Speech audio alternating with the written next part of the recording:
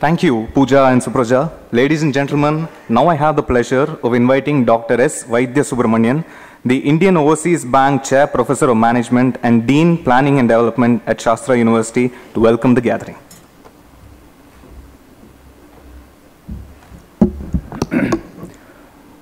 Distinguished speakers, most esteemed Mr. N. Ravi, ladies and gentlemen, I'm extremely happy to welcome all of you on behalf of Sastra University and on behalf of the Hindu for this evening's event, which is titled Economists on the Economies. I distinctly remember a few months back when I walked into the office of Mr. N. Ravi, and in a meeting with him, I was sharing the concern that I had in my mind, the type of economic discourse that is happening at all levels of the society, be it at the political level, the policy making level, at the media level, at the intellectual level. And it struck to me that, there is a need for an alternate thought, because the world today is experiencing a new order. And to handle the newness of this world, I thought it would be good to have some new ideas that can lay down the future directions for a new India. And that's how we saw the birth of the concept, New Ideas for a New India. But I must confess, my concern was not because I am an economist. I'm not even a trespasser in the field of economics. I'm just a layman, a consumer of all the economic policy decisions. Sometimes a beneficiary, sometimes a victim also. But the good news is that the code of conduct is in force. At least for the next 2 months, people are insulated from being victimized. And at the same time, there isn't much of good news that's going to happen in the next 2 months. But having said that, it doesn't mean that whichever is going to be the new government that's going to come at the center is going to solve the economic problems that our country is encountering. Because it is not a problem that can be solved by governments of 5-year tenures. In my view, it is a problem that we have historically carried with ourselves. A problem that we have embedded in the ideological perspective of what exactly should an economic policy making be. And I think the time has come now to ask the right questions. Our Honorable Finance Minister a few months back, most of you would have read his speech in Harvard University, where he said that the balance of power is now shifting to the east, and specifically he mentioned the two countries, India and China. And there cannot be, in my opinion, a time more appropriate than this to look at things in a new perspective and ask the right questions. And we have enough evidence that supports asking the right questions. The disintegration of the USSR, the disappearance of the Berlin Wall, makes us ask the question whether the economic ideology of the communists is still relevant. Even in China, it's a state-sponsored capitalism. But that doesn't mean that a capitalistic society is going to fix the problems as well. A free market economy, the basis on which the capitalistic model was built, is now being questioned. Not questioned by me, by some of the outstanding intellectuals. The Economist magazine itself, after the onset of the global financial crisis in 2008, said of all the economic bubbles that got pricked, nothing burst more spectacularly than the subject of economics itself. And today we are in a stage of confusion. A confusion, in Mr. Gurumurthy's own example, that even 5 Nobel laureates in economics could not provide solutions for. So the climate is so adverse, and all of you know that only during times of adversity there is an opportunity to learn. I've never seen anybody learning during times of prosperity. So I think this is the right opportunity to learn something new, start thinking with some new perspectives in our mind. The reason is we cannot afford to be missing the propensity as a nation that we have to emerge as a superpower in the global architecture. And this is the right opportunity we have at hand, ladies and gentlemen. Because as I said, I don't want the first draft of the 13th five-year plan to resemble the 13th draft of the first five-year plan. I'm just borrowing my friend's example, sharing the concern. And that is why we at Sastra University strongly felt that we need to bring together some of the best minds in the field of economics and use their wisdom and share it with an audience of this type and add different perspectives to see how we can address the problems that our country is encountering, and more specifically in the economic sphere. And that is why we have with us this evening 4 outstanding economists, very distinguished in their own rights. And this session is going to be moderated by Mr. N. Ravi, the editor-in-chief, who is also a distinguished intellectual in his own rights. So ladies and gentlemen, please put your hands together and welcome these distinguished speakers on the dais. And I'm sure they're going to have a multidimensional approach, an approach that will give key insights on how at the policy level making there should be a lot of cleaning up that needs to be done, a perspective that can strengthen an indigenous economic growth in our country, another perspective on development economics with an optimal level of entitlement and inclusivity based growth, and another perspective that can add to the corporate prosperity of our country. And that is why, ladies and gentlemen, I'm confident that Chennai, being an intellectually fertile soil, is witnessing a rare spectacle, a rare confluence of some of the best minds this evening. Only to give an idea that will germinate to not only charter the economic course of India, but also the entire world. With this background, I welcome all of you on behalf of Sastra University and on behalf of the Hindu. Thank you very much.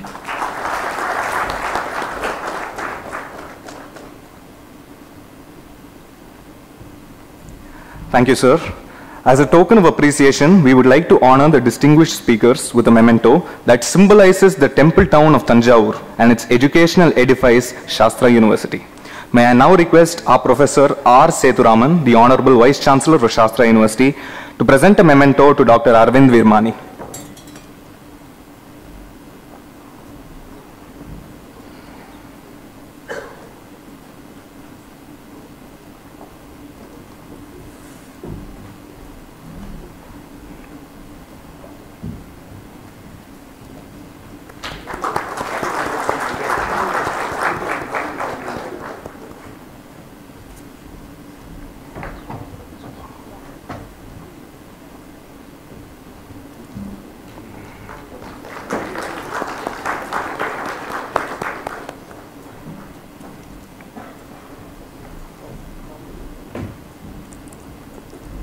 Thank you, sir.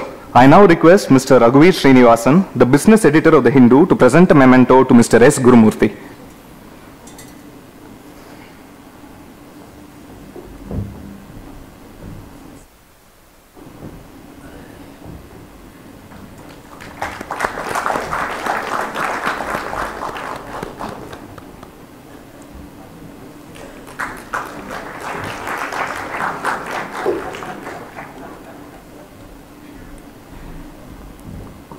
Thank you, sir. Mr. Suresh Srinivasan, Vice President of Advertisement at the Hindu, will present a memento to Dr. Ratin Roy.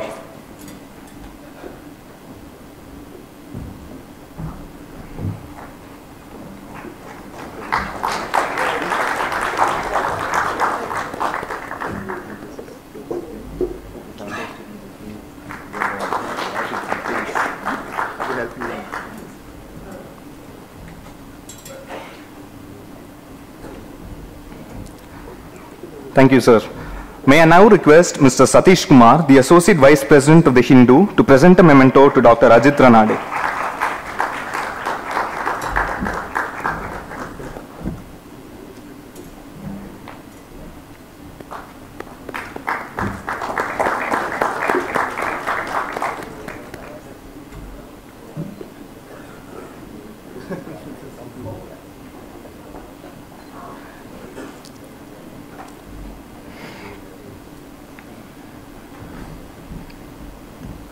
Thank you, sir.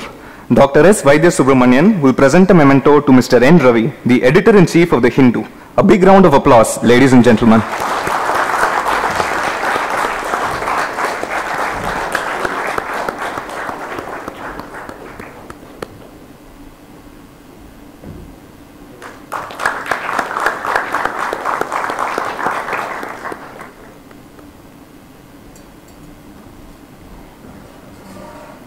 Thank you, sir. Ladies and gentlemen, the time has now come to think about new ideas for New India. May I now request Mr. Raghuveer Srinivasan, the business editor of the Hindu, to introduce Mr. N. Ravi. Over to you, sir.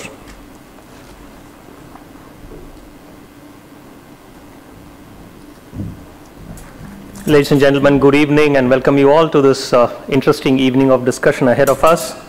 Let me start by wishing all the wonderful ladies assembled here on the occasion of International Women's Day. You truly make the world a better place to live in. The importance of this evening's discussion can never be overstated, especially in today's times. More than any other election, I think the coming one is going to be fought and decided on economic issues more than political. Over the course of the next couple of hours, we hope to throw some light and generate some ideas for the new incoming government to handle the economic challenges ahead of the country. Let me now proceed to introduce Mr. N. Ravi, Editor-in-Chief. Mr. Ravi is also the President of the Editors Guild of India. He is the Chairman of the Indian chapter of the International Press Institute and member of the Executive Board of the International Press Institute, Vienna.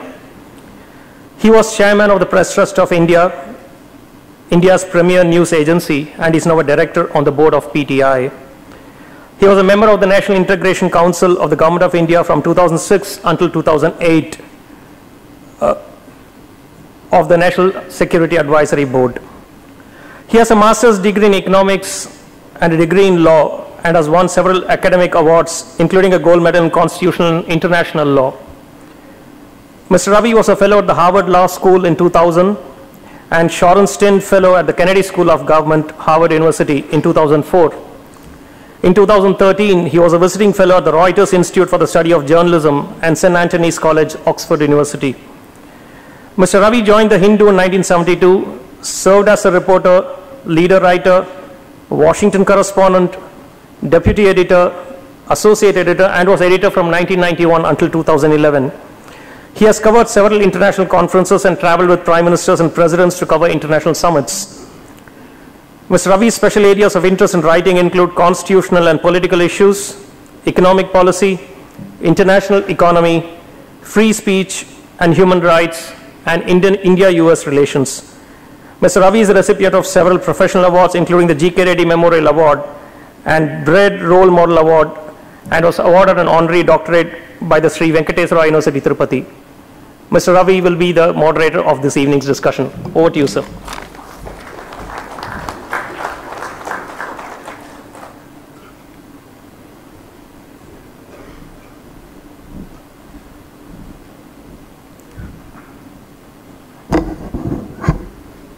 Thank you, Raghuveer. Distinguished guests, good evening and welcome to this panel discussion on new ideas for a new India. I am delighted to find so many known faces and eminent personalities, including Mr. T.S. Krishnamurthy, Mr. Gopal Swami, Mr. Dindivanam Ramurthy, Mr. Subramaniam, and a host of other eminent personalities here. Sastra University, represented by Mr. Sethuraman and Dr. Vaidya Subramaniam here, has developed into a preeminent institution in this part of the country, and we in the Hindu are very pleased to associate with Sastra in organizing this discussion. We have a very distinguished panel of economists who have been active in the public policy discourse. They really don't need much of an introduction, but let me just point out a few of their facets that are of particular relevance to the broad theme that we are discussing.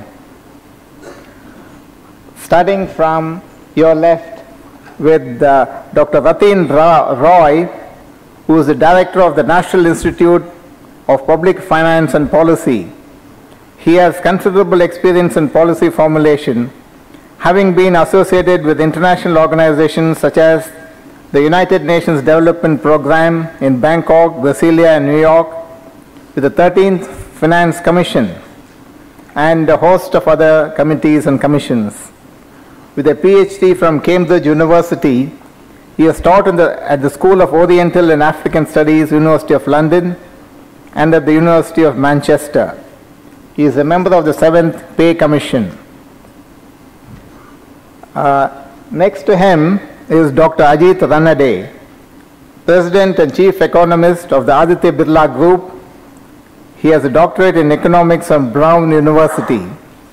He was Chief Economist of ABN AMRO Bank and has served on several panels, including the Committee on Fuller Capital Account Convertibility of the Reserve Bank of India. He serves on several company boards as well. He is particularly interested in governance and is one of the founders of the Association for Democratic Reforms that has won several landmark cases in the Supreme Court, including the one which mandated the disclosure of educational, financial, and criminal background of candidates standing for elections. Next to him in the center is Dr. Arvind Virmani, Chief Economic Advisor to the former Chief Economic Advisor to the Government of India, former Executive Director representing India in the IMF, and now the President of a non-profit organization, Chintan, and a non-resident fellow at the Brookings Institution in Washington, D.C. He is a recipient of the Padma Bhushan Award. With a PhD from Harvard University, he has written on a wide range of growth, development, and global governance issues. In government, for 20 years, he was involved right through the early stages of economic reforms in the 1990s, in particular with the liberalization of industry and of exchange rate management. He played a crucial role in steadying the economy during the financial crisis of 2008.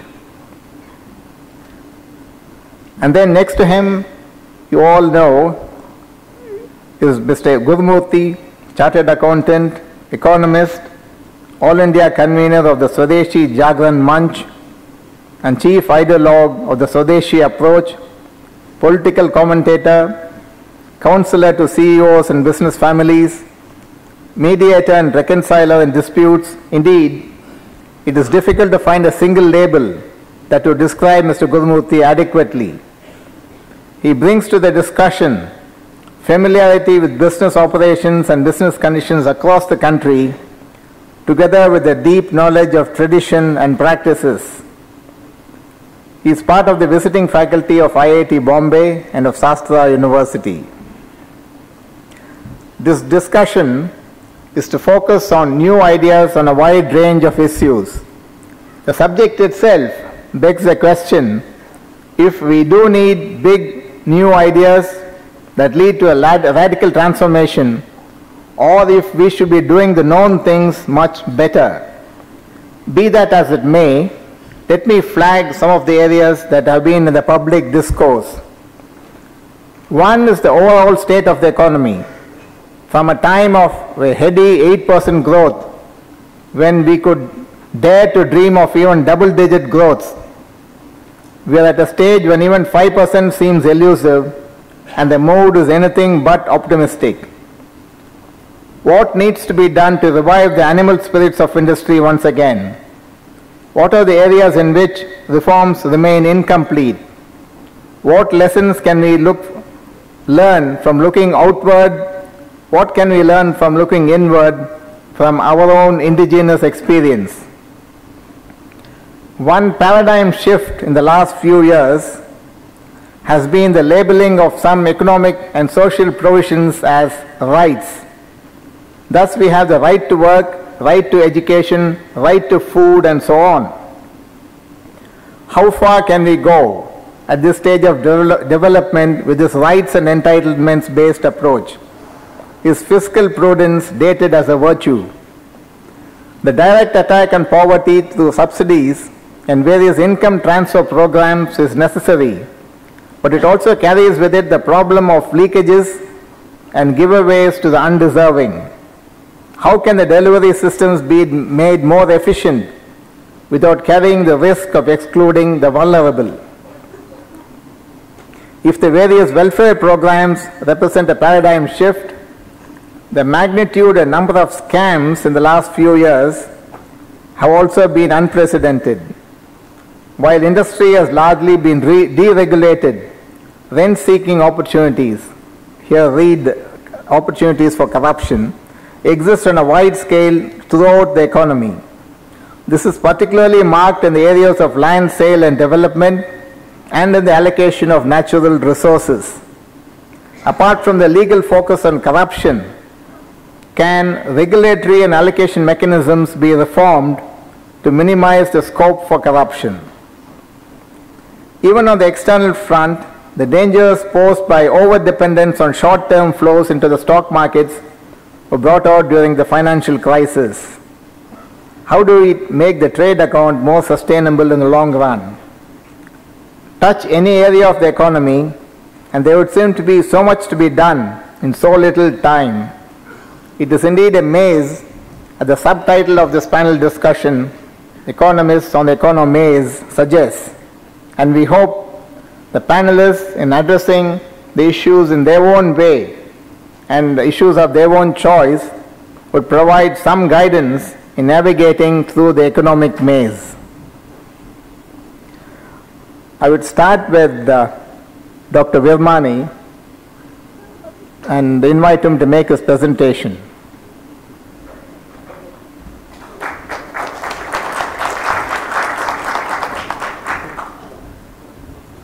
Oh, you're doing it from there? Oh, but can I use this to go back and forth? Okay. Okay. I have to look at it because I don't have a...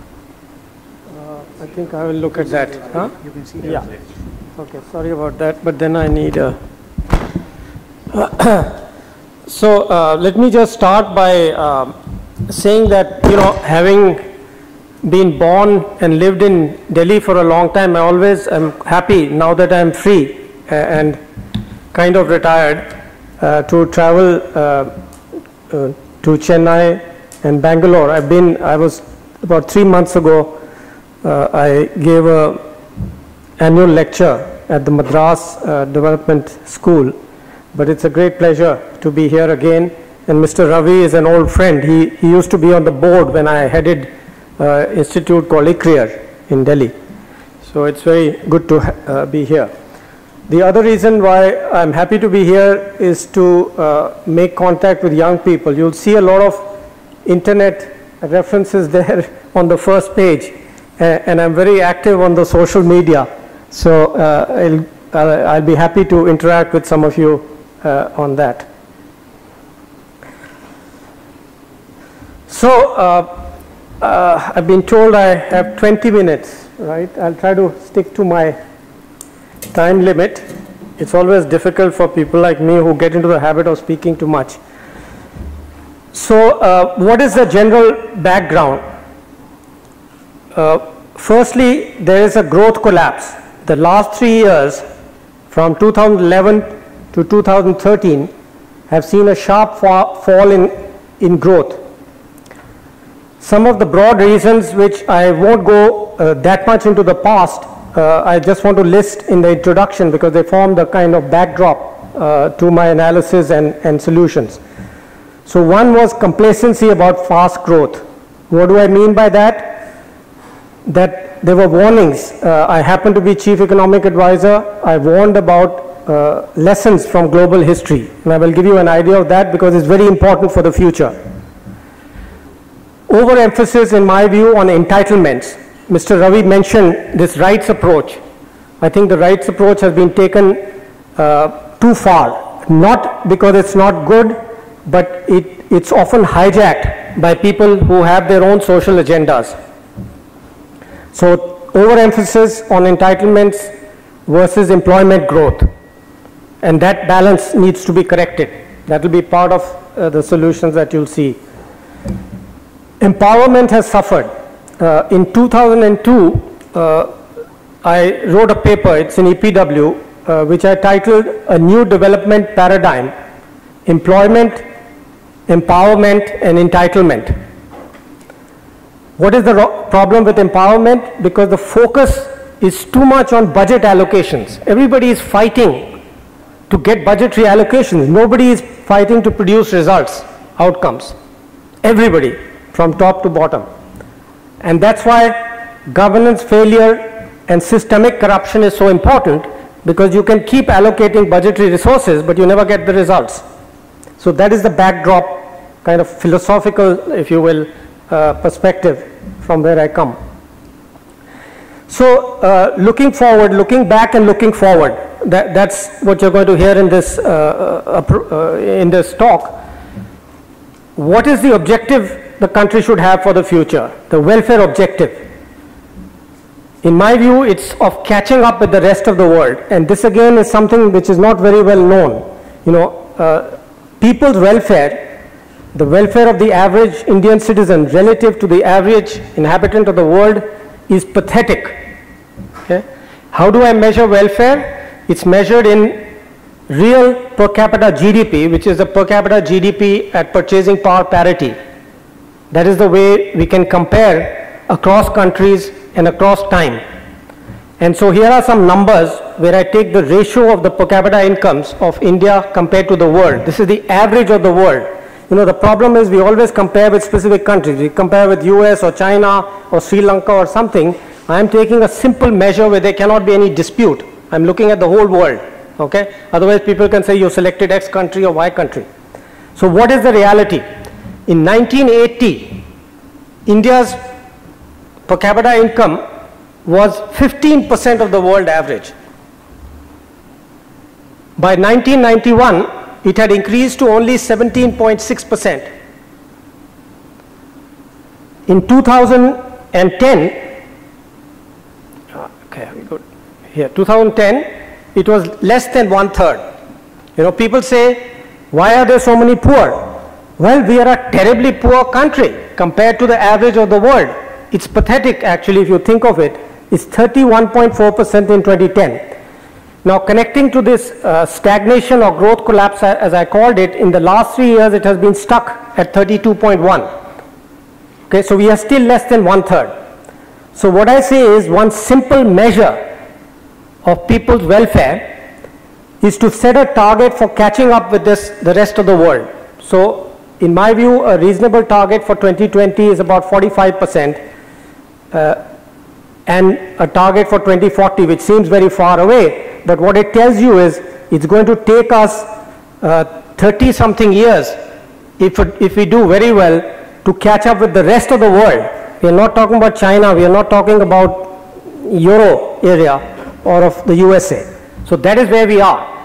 But the main point I want to make in this slide is that poverty and other social indicators are highly correlated with this per capita average. You know, we keep looking at individual indicators, but if you just plot the indicators against the per capita income, you'll find most of it grows together.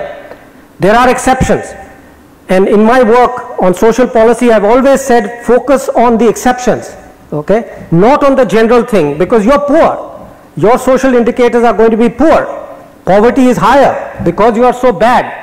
You're less than 1/3 of the average of the world. So what are exceptions? I just want to mention so that one is not accused of ignoring everything. What I discovered was that the worst performance is in malnutrition. If we compare with other countries of the world, taking account of this per capita GDP, that is in terrible state. And I wrote a couple of papers showing that it has to do with sanitation, not with food. or with poverty, because we are an outlier only on these two elements. And the second one, which I just want to mention because I'm not going to speak about social indicators, is the gender differential.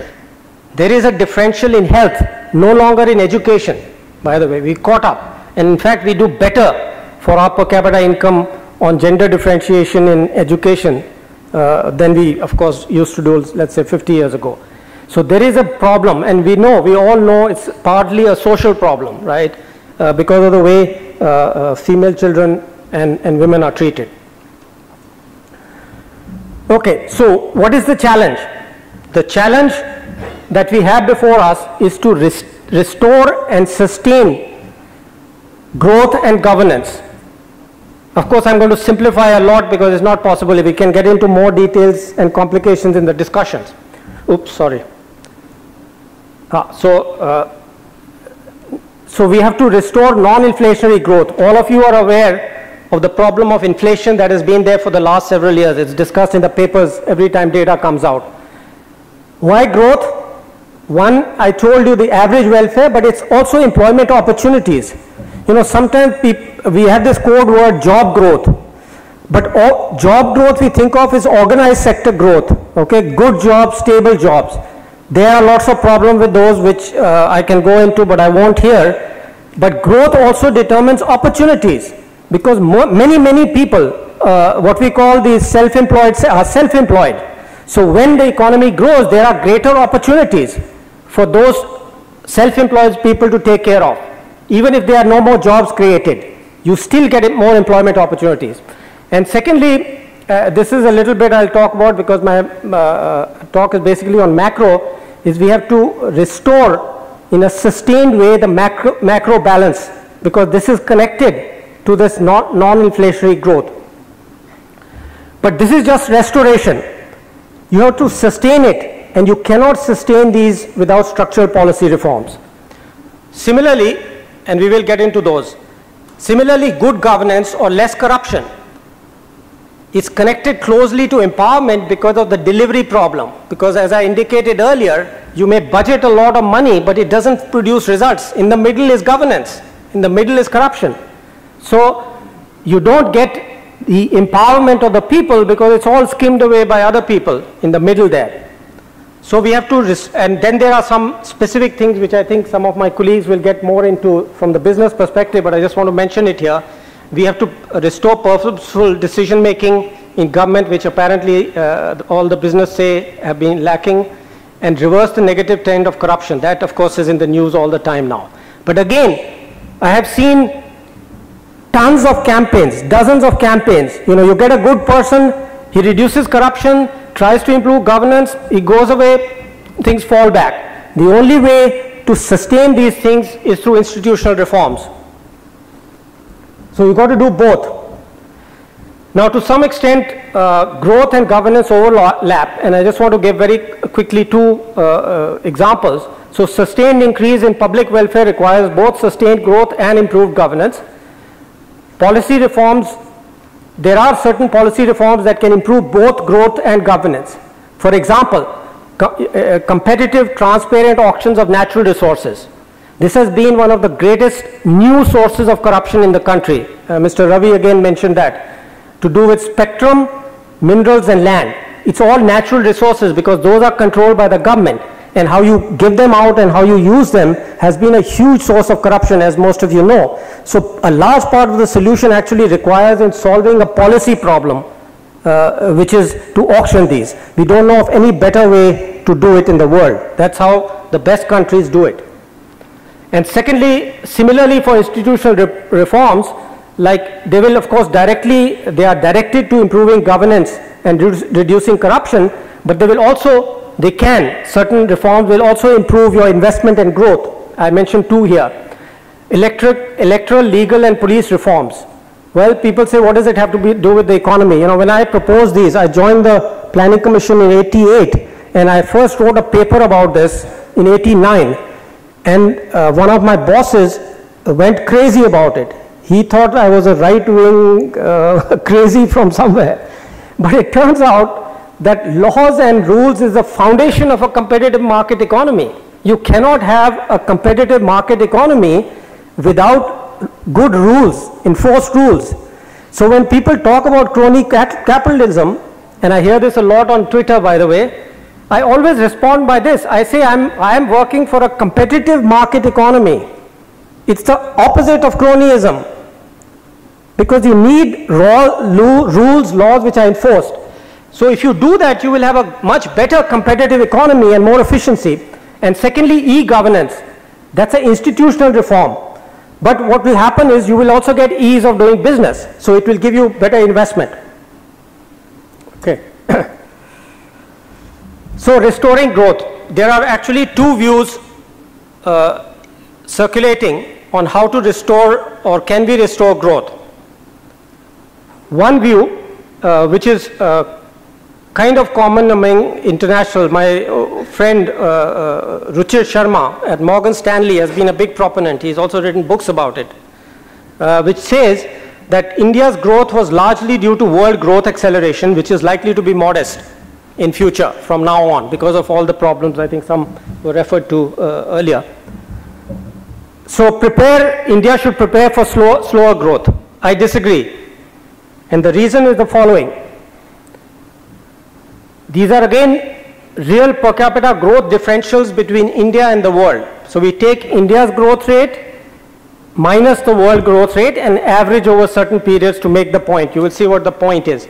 From 81 to 91, India's economy grew at 2.1% faster in real, very real terms than the world economy. From 92 to 2010, this went up to 3.6%. That means we were going 3.6% faster than the rest of the world taken together. In 2011-13, why I call the growth collapse is because it has collapsed to 1.2%. So this difference between 3.6 and 1.2, about 2.4%, is purely due to domestic factors, in my view. Okay? So we have to do domestic reforms to close this gap and resume the process of welfare catch-up.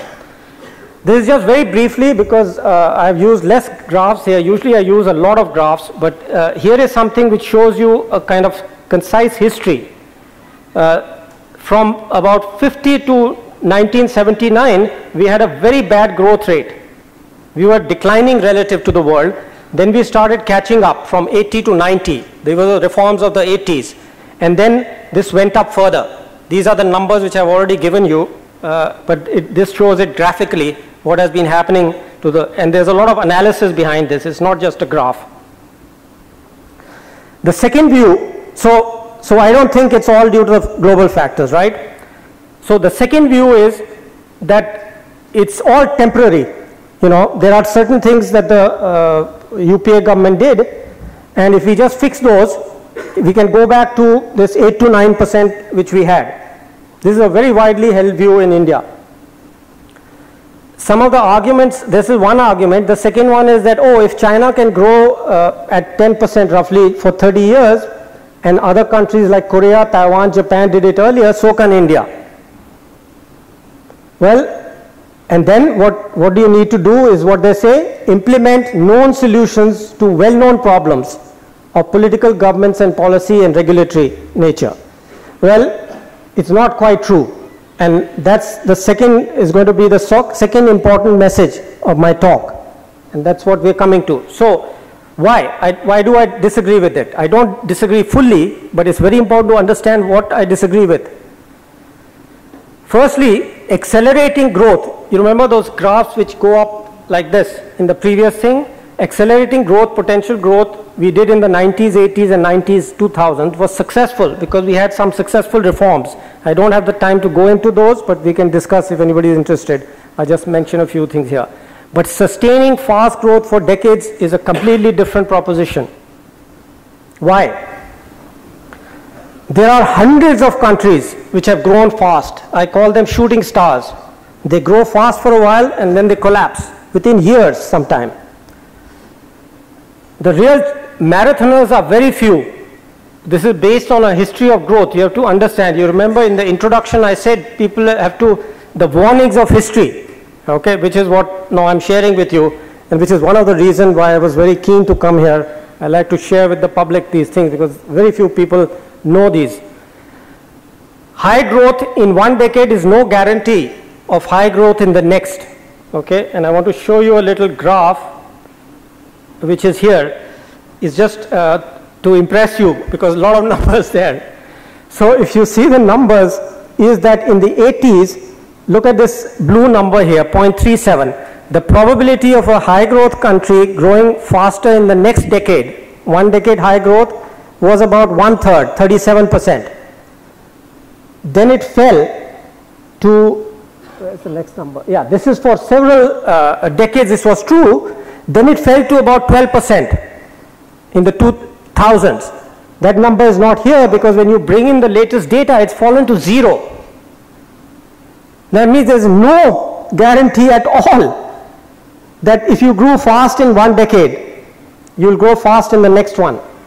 Okay.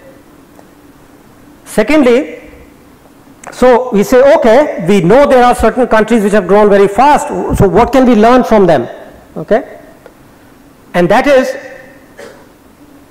this, that complacence, we learn complacence is in India is completely unwarranted because restoring growth, remember what I said, there are few countries, there are about 24 in history only. So sustaining growth, so restoring growth to about 6% may not be very difficult, but to get it to 8% and keep it there for a couple of decades. Remember again that number I gave you. You have to catch up with the rest of the world. It's going to take 25 years if you grow reasonably well of this nature, the last line. So there's a big, it's a tough job. And why is it a tough job? I'm going to run out of time. Maybe I should skip. I have another 5 minutes, is it? Okay, so I'm going to speed it up. So what I have done is I have studied number of countries, and these are some of the data on the sets of high growth countries to figure out what happens. Let me just tell you one or two numbers from here. Let me come to the, well, these numbers, you know, as I said, they're 24, that's the number. But we can think of economies which grew, now this is all in per capita terms, roughly half of those grew at more than 7%, roughly half or less grew at 6%. Those numbers are important because of this. Currently, there are only 6 countries. That means with the latest data which I had when I constructed this table, there are only 6 countries whose average growth over the last decade, up to the latest available data, was more than 6%. And India, despite the fall, is in the 6% category. It never reached 7%. Okay? So it has had a decade of that high growth already. So that is the reason why I don't agree with what people say. There is nothing automatic about it. And just to finish you with to give you a graph again, to be graphic about it, this is again the basis on which I say we have a potential. This potential, if you'll see here, this is compared to the rest of the world. This is the potential which again, there's an analysis behind it. We don't have time to go into it. Okay, let's come quickly to the macro problems. Food inflation. Corporate investment has collapsed. Saving rate fell faster than the investment. Normally what happens with investment falls, savings fall less. So the current account actually improves. We've had a decline in current account. Rising government consumption expenditure, increased government savings, etc. This is partly why non-tradable inflation is going up. Decline in financial saving and rise of gold.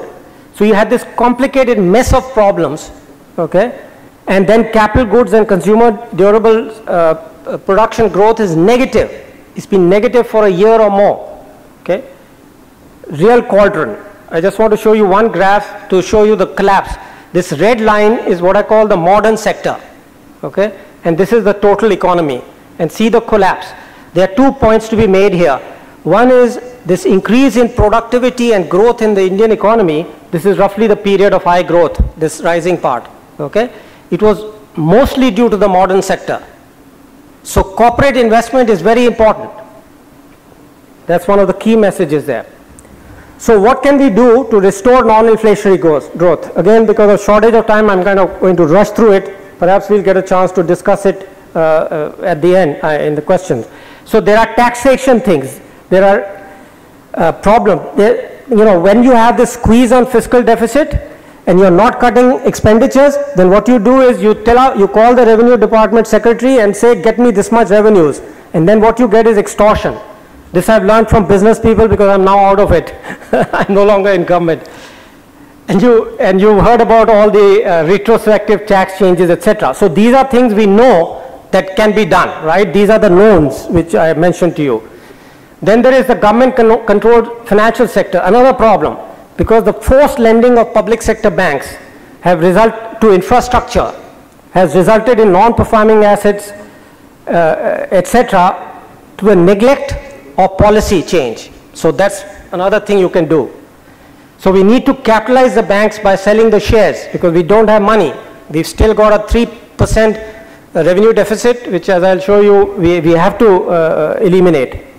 And then you have to restore interdependent coordination. These are things again which business have been saying. Perhaps Ajit will tell you about them.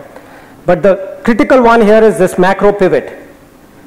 So with all these interrelated things which I told you, how do you cut the Gordian knot?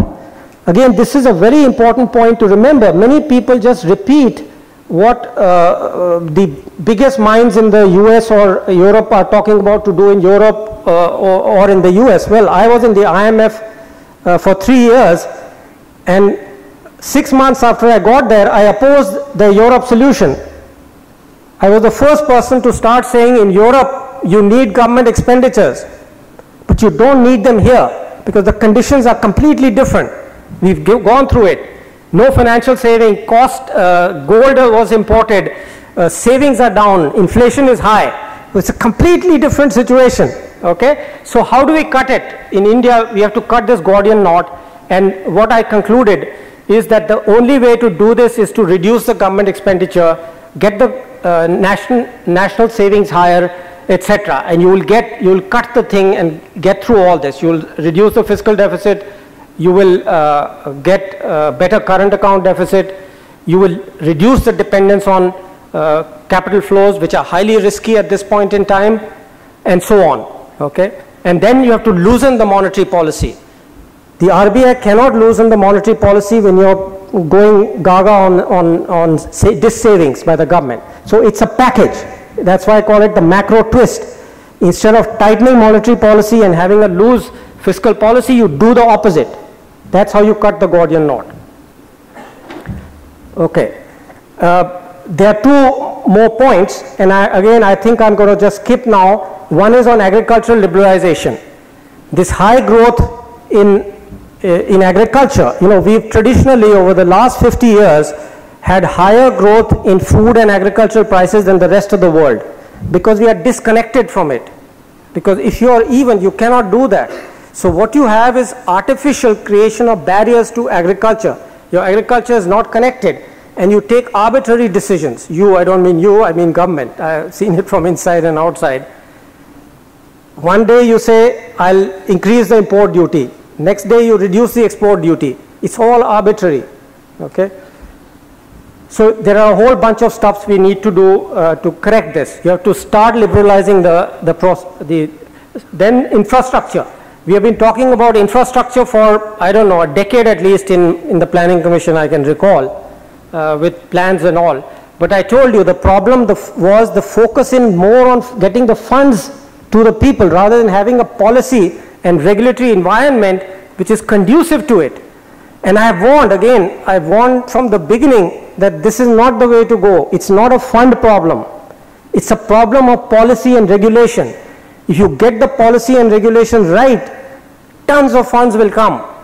So in that sense, it's not a funds problem. But of course, if you don't have the correct policies, so what is my solution? Because remember, again, everything is linked. Now to get back to 8%, you need to do something dramatic to increase the competitiveness of the infrastructure sector. So what I call for, this coal nationalization is an easy one. Because we've had periods when coal was denationalized. The problem, as somebody was talking about coal earlier, the problem in the 50s was completely different. The whole concept of regulation was very imperfect. We know now what to do. You have to have good, strong, professional regulators. Okay? Without that, of course, it won't work. But we know that. We know it didn't work when you didn't have proper regulators in coal. That's why it was used as an excuse to nationalize the coal industry originally. Then similar things on Electricity Act. Open access was there in 2003. It's not been implemented. Railways, I don't know of any reasonably sized country in the world where railway is still in the budget. It's a departmental public undertaking. There is no other country which has this. Why do you insist on sticking to it? You need to convert. It's a commercial organization. You need to reform that, and so on with ports, etc. Finally, on industry, there is an interesting point which I want to kind of end with. I hope I'm ending, which is that again we have talked about public sector. They are a sink. Air India, when they first it came up, I happened to be in the finance ministry. I opposed it. They were buying 20, 30 planes. I knew this was going to end badly. I mean, they had zero doubt. Frankly, I've never been so certain in my life. But there are lots of others which are not so obvious, There are tons of them. They're just sinks. We have to sell them off now. It's about time. Okay. And why is that? Why is it? Because my research in the 90s reform shows that we had something called the J-curve effect, where if you do huge amount of changes, there's generally a reduction in productivity. Well, it turns out that the only industries where there was no such reduction was where there was privatization. Okay, and there are 3 papers you can get on my website where I show this. And then finally, legal reform. I'm ending with that. So, legal judicial, it's not in the thing, and as I try to emphasize, it's very important because corruption is now so systemic that it is now affecting efficiency. There used to be academics who used to say that, look at it in this way, that corruption is merely a transfer. I am rich, I want to get something done. There's the poor bureaucrat who wants some money to do something, I give it to him. It doesn't have any efficiency effects. Well, that's not true anymore. It's a huge weight on the economy, not because of the transfer element, because it's resulting in actual bad efficiency or inefficiency. Thank you.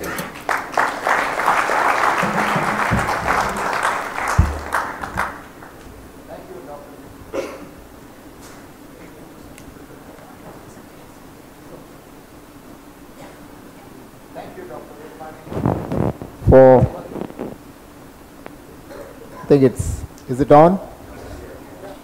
Oh, thank you, Dr. Vedmani, for that very provocative presentation, driving home some home truths, warning about complacency and about growth, and flagging specific issues including legal reform, regulatory reform, and the need for fiscal consolidation. I would now request Mr. Gurmurthy to start his presentation.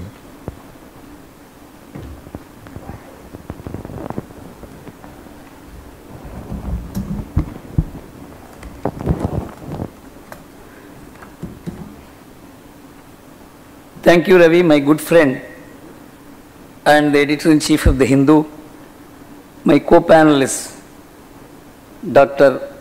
Arvind Virmani, Dr. Ratin Roy, Dr. Ajit Ranade, and the distinguished audience which is present here, which is very difficult to gather unless it is an esteemed university and an esteemed paper put together could only assemble this audience. I am very happy to share my thoughts. Particularly after listening to Mr. Virmani, I became a lot more pessimistic because in spite of the fact that he has struggled to advise the government for 3 years with such sane and extremely intellectually sound presentation, there has not been many takers in the government. It's a very, very unfortunate state of affairs as a person talking from within the club, within the administration, within the executive, and the presentation has been a very eye-opening presentation. It only means that there is something very seriously wrong with the way in which we are as a nation making policies for ourselves. The policy architecture and the philosophy on the base of which we are running the economy. On all these things there are very serious questions, but I will be presenting a viewpoint which is from the understanding of the Indian society. But before that, I would like to share some thoughts with you about the way the world economy has been run in the last 30 years or so. Mr. Vaidya Subramaniam briefly touched about the chaotic nature of the economic theories, the theoretical architecture of the world, which has misguided the world economy and put the world in a serious crisis in 2008. The economists of the world today are advising governments, are advising the world and advising the world trade and financial institutions without any theoretical foundation. Virtually all economic theories seems to have collapsed. You know, the man who ran the world economy for 19 years, Alan Greenspan, he was asked by the US Congress as to what happened when you have been running the whole thing and you are called the god of money. But how is it that everything collapsed? And he made a confession. I think we should start with that to know, because these are all very esteemed economists trained in the guild of economists and making policies for government, for corporates, and Mr. Ratin Roy belongs to a very esteemed intellectual institution advising the government and the public about policy formulations. But are we factoring India into these things is a serious question which I have in the last 20 years, about which I would like to share my thoughts with them and also with you. See, this is what Mr. Alan Greenspan said. The crisis, however, turned out to be much broader than anything I could have imagined. And those of us who had looked to self-interest of lending institutions to protect the shareholders, especially me, are. In recent decades, a vast risk management and pricing system had evolved, combining the best insights of mathematicians, finance experts, supported major advances in computer and communications technology. You know how economic policies were being conceived, implemented, is through computers, through financial experts like chartered accountants. The whole thing had been outsourced, the entire implementation. A Nobel Prize in Economics was awarded to the discovery of free market pricing model that underpins much of the advances in financial derivative market. The modern risk management paradigm held sway for decades. The whole intellectual edifice has, however, collapsed. This is an important admission. On this basis, they also talked about deleveraging. It is not taking place. According to the Baines Institute, the financial assets, which were supposed to be $600 trillion in 2007, before the collapse took place, and it remains around that figure now, it is likely to improve to $900 trillion, whereas the savings is likely to improve only from $15 trillion to $23 trillion. Just for an addition of $8 trillion of actual savings, you will be adding financial assets of $300 trillion. You can understand the extent to which the world economy is going to get destabilized. And the Indian conditions are entirely different. You know, a study shows that between 1991 and 2011, how the financial system of India has moved. About 34-35% of the GDP was in the form of bank deposits. Now it is 68%. That means people increasingly trust banks in India. It is not something peculiar to India. It is true of Japan. It is true of Germany. But we have no bank-focused policy. We always focus on the stock market, into which only 1% of India's savings get into. And the entire discourse, whether it is Business Line or Economic Times or Financial Express, you only talk about stock market and 21,000 stock market crossing, but which are no relevance to India. The 30 Sensex companies do not add up to even 1.5% of India's GDP. The BSE 500, which constitutes almost 90% of India's listed companies, do not add even to 5% of India's GDP. The entire corporate sector put together doesn't add even to 15-16% of India's GDP. So you can understand how our entire economic discourse, the debate, the intellectual understanding of India has got narrowed down to a very small range of economic actors. So something much more serious, much more in-depth understanding of India is needed. You see, I have been a corporate advisor, I have been dealing with the political system, political parties, and in that capacity I've had opportunity to deal with the different people who have been determining the fate of India. But somehow, when the onslaught of a tsunami of globalization started, when some of my own clients and friends in industry didn't know what they had to do, and many of them were advised by some of the esteemed bureaucrats, it is better for you to sell your manufacturing because Indians were always good in trading. You better go to trading and sell off your manufacturing because you can't manufacture steel at the global level. You can't manufacture commercial vehicles of the global scale. It is much better for you to sell all these units and maintain only consultancy services. This kind of advice was being given. And there was total confusion. Then I started traveling across the country to find out what is really this country. Then I went to Ludhiana, Batala, Jalandhar, Rajkot, Jamnagar, Morbi, right down to Thoothukudi. I found that something very different is happening in this country, about which neither the government nor the economists or the media or even the political leaders who are supposed to be deeply in touch with the masses seem to be aware of. You know, Tirupur in Tamil Nadu had put up an export performance of at least $2.2 billion at that time when I was talking to the Finance Minister of India. He told me, बार-बार Tirupur के बारे में आप बोल रहे हो, क्या हो रहा है उधर? That was the understanding of the Finance Minister of India about a center which was putting up an export performance of almost $2 billion.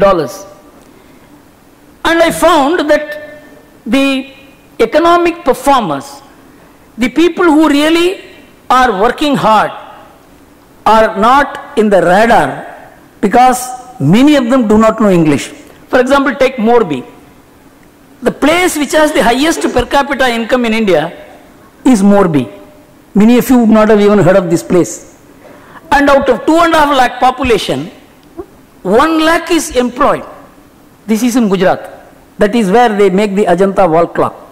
When I went on studying this, I found there is a complete disconnect between the economic discourse which we read in the newspapers, which we see in parliament, which the economists talk day in and day out, and the actual work that is going on. I am going to give you some figures, and I am very happy that Mr. Arvind Virmani spoke about self-employment in this country. You look at from 1991 to 2011, you know what has been the organized sector employment growth in this country in the private sector? You will be stunned. It is just 330 million. That's all. Sorry, it is just 3 million. It improved from 7.4 million to 10.4 million. And the government employment came down by almost 800,000 or 1 million in this period. So you can understand the entire reform and this almost 10% growth rate had not taken the country to a promise of an employment that the graduates of India who are unemployed today, about 60 million, could be employed. It is only self-employment which has been protecting the Indian economy, and I am going to mention the sectors which I visited, the places where I went, the industrial clusters to which I had gone, which produces extremely powerful entrepreneurial resource for India, is completely not factored into policy making. It is not recognized at all. And it is this sector which is the employment engine of India. And I am talking about the Economic Census of India 2005, in which they identified approximately 43 million non-farming enterprises, 75% of them unregistered, employing 100 million people. This is non-farming activities. And you know, to this sector, the organized finance is just 5%. Balance comes from communities, from families, from friends, from local money lenders. And I wanted to study the structure of money lending and banking in India. I went to Karur, which has put up 2 huge banks. A place of about 6 to 7 lakh population has generated 2 major banks. And there are 54 nationalized bank branches, and there are 3,000 private money lenders. And I found, to my shock and surprise, the study was done by the PSG Institute of Financial Management, with which I was associated as an advisor for this study, and I found that the banks were lending through private money lenders because they were able to risk assess and collect the debt more faster and unfailingly, because the banking system was not aware of it. And these nationalized banks there had managers who had nothing to do with Karur, and they were from Madras, they were from Chittor, they were from Hyderabad, and they were only willing to go back to their native places as soon as the banking hours close on the weekend. There is no connect between the lenders and the borrowers. With the result, I thought there is catch, there is divide, there is suspension. Disconnect between economic actors and the providers of finance. And you attack the local finance providers as money lenders, and they should be attacked. They are the only people keeping the industry going there. And that study showed amazingly, which we submitted to the government at the time, that out of 2,400 crore total capital employed in Tirupur, mostly in working capital, in spite of 54 nationalized bank branches and 2 very important banks functioning there, only 1,200 crore was provided by the banking system. The balance came from private money lenders. So a different picture emerged. You know, Surat. You take the place where 20 years back, a person like Mr. Gopalaswamy would tell you, because he still maintains touch with some of his friends in Surat. It was a God-forbidden place. It was a slum. It was a city of slum. And people used to come during summer because they didn't have a place to have water, and they used to come and dirty the city. And you know, everybody thought these are useless people. There was also a thought of forbidding them from entering the city and all that. Some 2 decades this was a problem that was going on. But the villagers who came there learned diamond cutting. And now Surat, not only Surat, the entire Saurashtra has become the diamond cutting center of the world. 9 out of 10 diamonds cut in the world are cut there. With the result, the Patels have taken over, Patels and Shahs have taken over 2/3 of the world diamond trade because of the diamond cutting that has been rooted in Saurashtra. Where is the study about it? You know, we found that the economic thinking, the policy making, the theorizing, the economic institutions, the research institutions have a lacking in the West. And today, no economist, for example, Paul Krugman mentioned that the last 30 years of economic research has been useless at best or positively harmful at worst. This is the certificate given to Nobel laureates. And this is what Mr. Greenspan says. A Nobel Prize in Economics was awarded to the discovery of the free market pricing model that underpins the advances in financial derivative market. I found a flaw in the model that I perceive is critical to the functioning structure that defines the way the world works. It's a clear admission that the theoretical foundations of the world economy, on the basis of which India is taking inspiration, carbon copying in many areas, requires very serious thinking. Take for instance the idea of gold. Now we are attacking gold as a national problem. Mr. Chidambaram had almost made it a point to abuse gold. Of course, he himself has a lot of gold stocks in his balance sheet.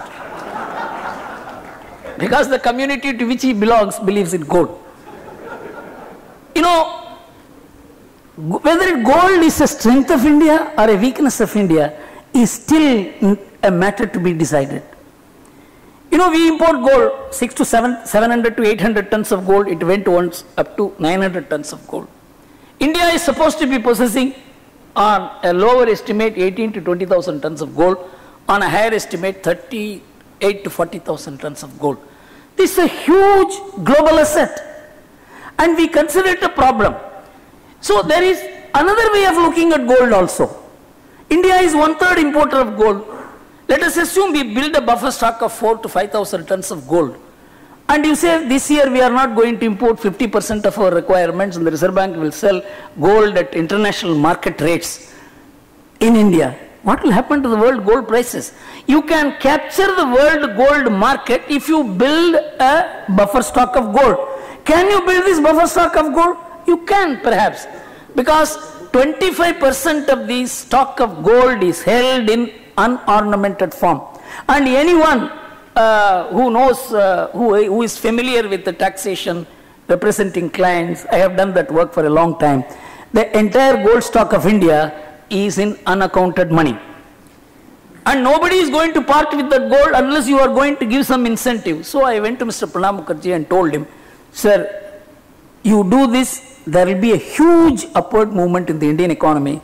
All that you need to do is, you should ask the people to deposit gold in government gold bonds or gold deposits of banks returnable in 10 years, 15 years, 20 years as gold with a certain interest.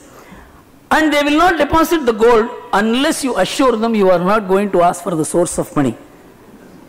Mr. Mukherjee accepted it. He said that is the only way to do it, because gold is so retailed into houses. The only way to bring it out is this mechanism.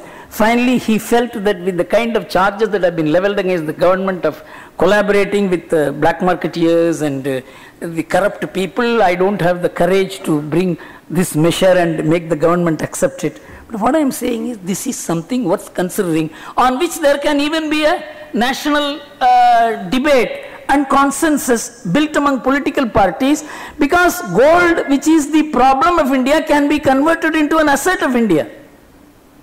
But this requires an India-centric thinking. This cannot be thought from the perspective of Wall Street. Wall Street idea is different. 55% of the American families are linked to stock market. So the rise of the stock market is the rise of America. That's not the case with Japan. Only 11% of the Japanese savings get into stock markets. Only 7% of German savings get into stock market. But we look at only one country. And so I think all this Mr. Virmani said are entirely agreeable to me, because they are from the perspective of how the system should be remedied, the governance should improve, corruption should come down, transparency should be there. On all this there is no problem. But what is the core philosophy on which you will be judging India? How do you understand the people of India? The people of India function on relations. The people of America function on contracts. There is a huge difference between the two. You take care of your parents, there the state takes care of the parents. Here you take care of the unemployed people, there the state takes care of the unemployed people. In fact, Alan Greenspan said, you need savings only when you have to take care of yourself, your children, your parents. We have ensured that these responsibilities belong to us, and so you need not save. It is only insecure societies which save. You know, the economic theoretical advancement since 1990s has been to make savings irrelevant. And Dr. Jagdish Bhagwati, who came to India in 1992-93, Dr. Manmohan Singh was the finance minister, sought his advice as to how to improve the economy of India. One of the advices he gave was that you are saving up to 19% of the GDP in the family, and you should reduce it by half, then the Indian economy will improve. Because if you reduce the savings, consumption will go up, sales will go up, production will go up, employment will go up, and nobody can stop the growth of India. But he also said one thing, the Indian women are stingy and you must somehow make them spend. It is International Women's Day, on which you must understand the Indian women have to tell something to the world.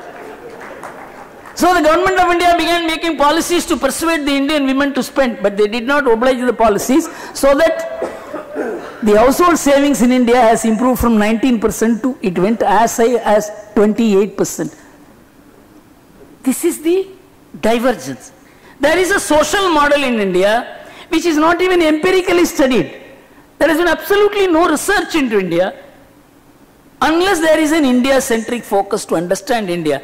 And I was very happy to find in the recent Economist magazine an article written about how entrepreneurship is growing in India, in rural India, and how the Indian GDP itself could have been underestimated because you have not reached that end of the Indian economic performing actors that you have factored into the entire Indian macroeconomic statistics, that huge element which may have been unnoticed. It is evident that the full economic potential of India, the very active actors in the industry, commerce, who are spread all over the country, they are not in the map of India. as we understand it. So I have a feeling that we have to do a complete revamp of our intellectual approach to India, economic approach to India, policy making in India. And my mind goes to what experience with Maharishi Aurobindo had in his life. You know, Aurobindo was when the revolutionary movement had been crushed and he had come to Pondicherry. There was pitch darkness everywhere. The country was in the dark. And so everybody was looking to a person like Aurobindo to show a lead. And he was looking at a madman called Kullachwami, a mystic. And he said, I am going to get a lead from this man. Everybody was worried, what is happening to Aurobindo? Is he insane to look at a person who looks insane for his lead?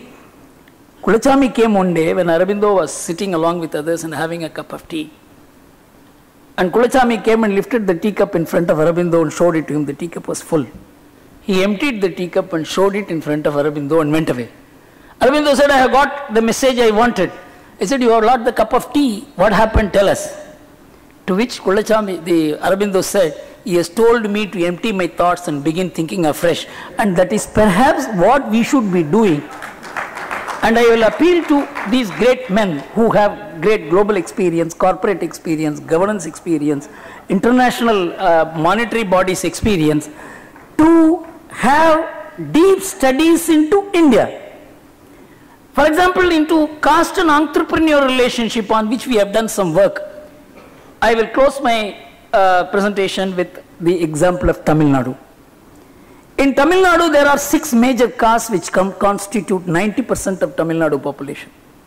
The 3 castes which took to business, the Kongu Gounder caste, the Naidu caste, and the Nadars. They have come up economically, culturally, educationally, politically. They are the dominant caste. The 5 western districts of Tamil Nadu produce 60% of Tamil Nadu's GDP. But the other 3 communities, and I have told them, I have addressed these community meetings and told them, the Vaniyar community, the Tevar community, and the Dalits. They took to politics and became dependent on the government. The first 3 communities stood on their own. They went into business. They became entrepreneurs. And the later 3, they took to politics. And of course, they produced maybe even billionaires in that community, but the community did not improve. So a mix of politics and community brings about disastrous consequences. A mix of community and commerce brings about a huge transformation in the whole area. You will be surprised to know that within a radius of 25 kilometers of Coimbatore, there are at least 60 engineering and medical colleges, all run by private communities. There are 400 engineering colleges and medical colleges in Tamil Nadu, all run by communities. Nothing noticed outside. These are areas in which I had requested Vaidya Subramanian of Sastra University to conduct a deeper study for us to understand, to start some work somewhere so that we understand the real India on which a rational, fit policy making can be done. Economists in those days studied the societies and theorized. But the later economists began studying individuals and theorized and tried to fit the society into the theories. So we have to give up the later way of understanding the society and the economy. We have to go back to understanding the society and theorize the society's conduct, on the basis make policies, and it requires a huge paradigm shift which cannot happen in 1 or 2 years. It can happen if all of us will, maybe in a decade. Thank you very much.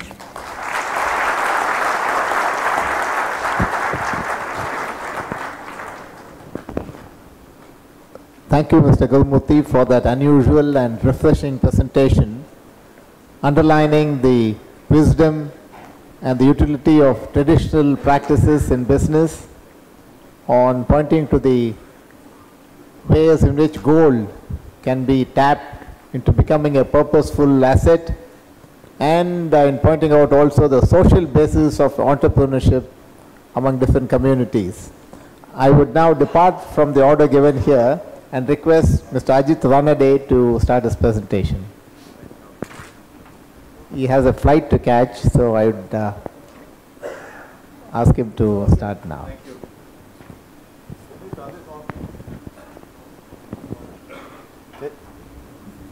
Can you hear me? So, good evening, friends, and thank you for accommodating me. Actually, I think we have enough time, but we will, I think we'll have enough time to have the Q&A as well. So, good evening again. Before I begin, I want to ask you a question.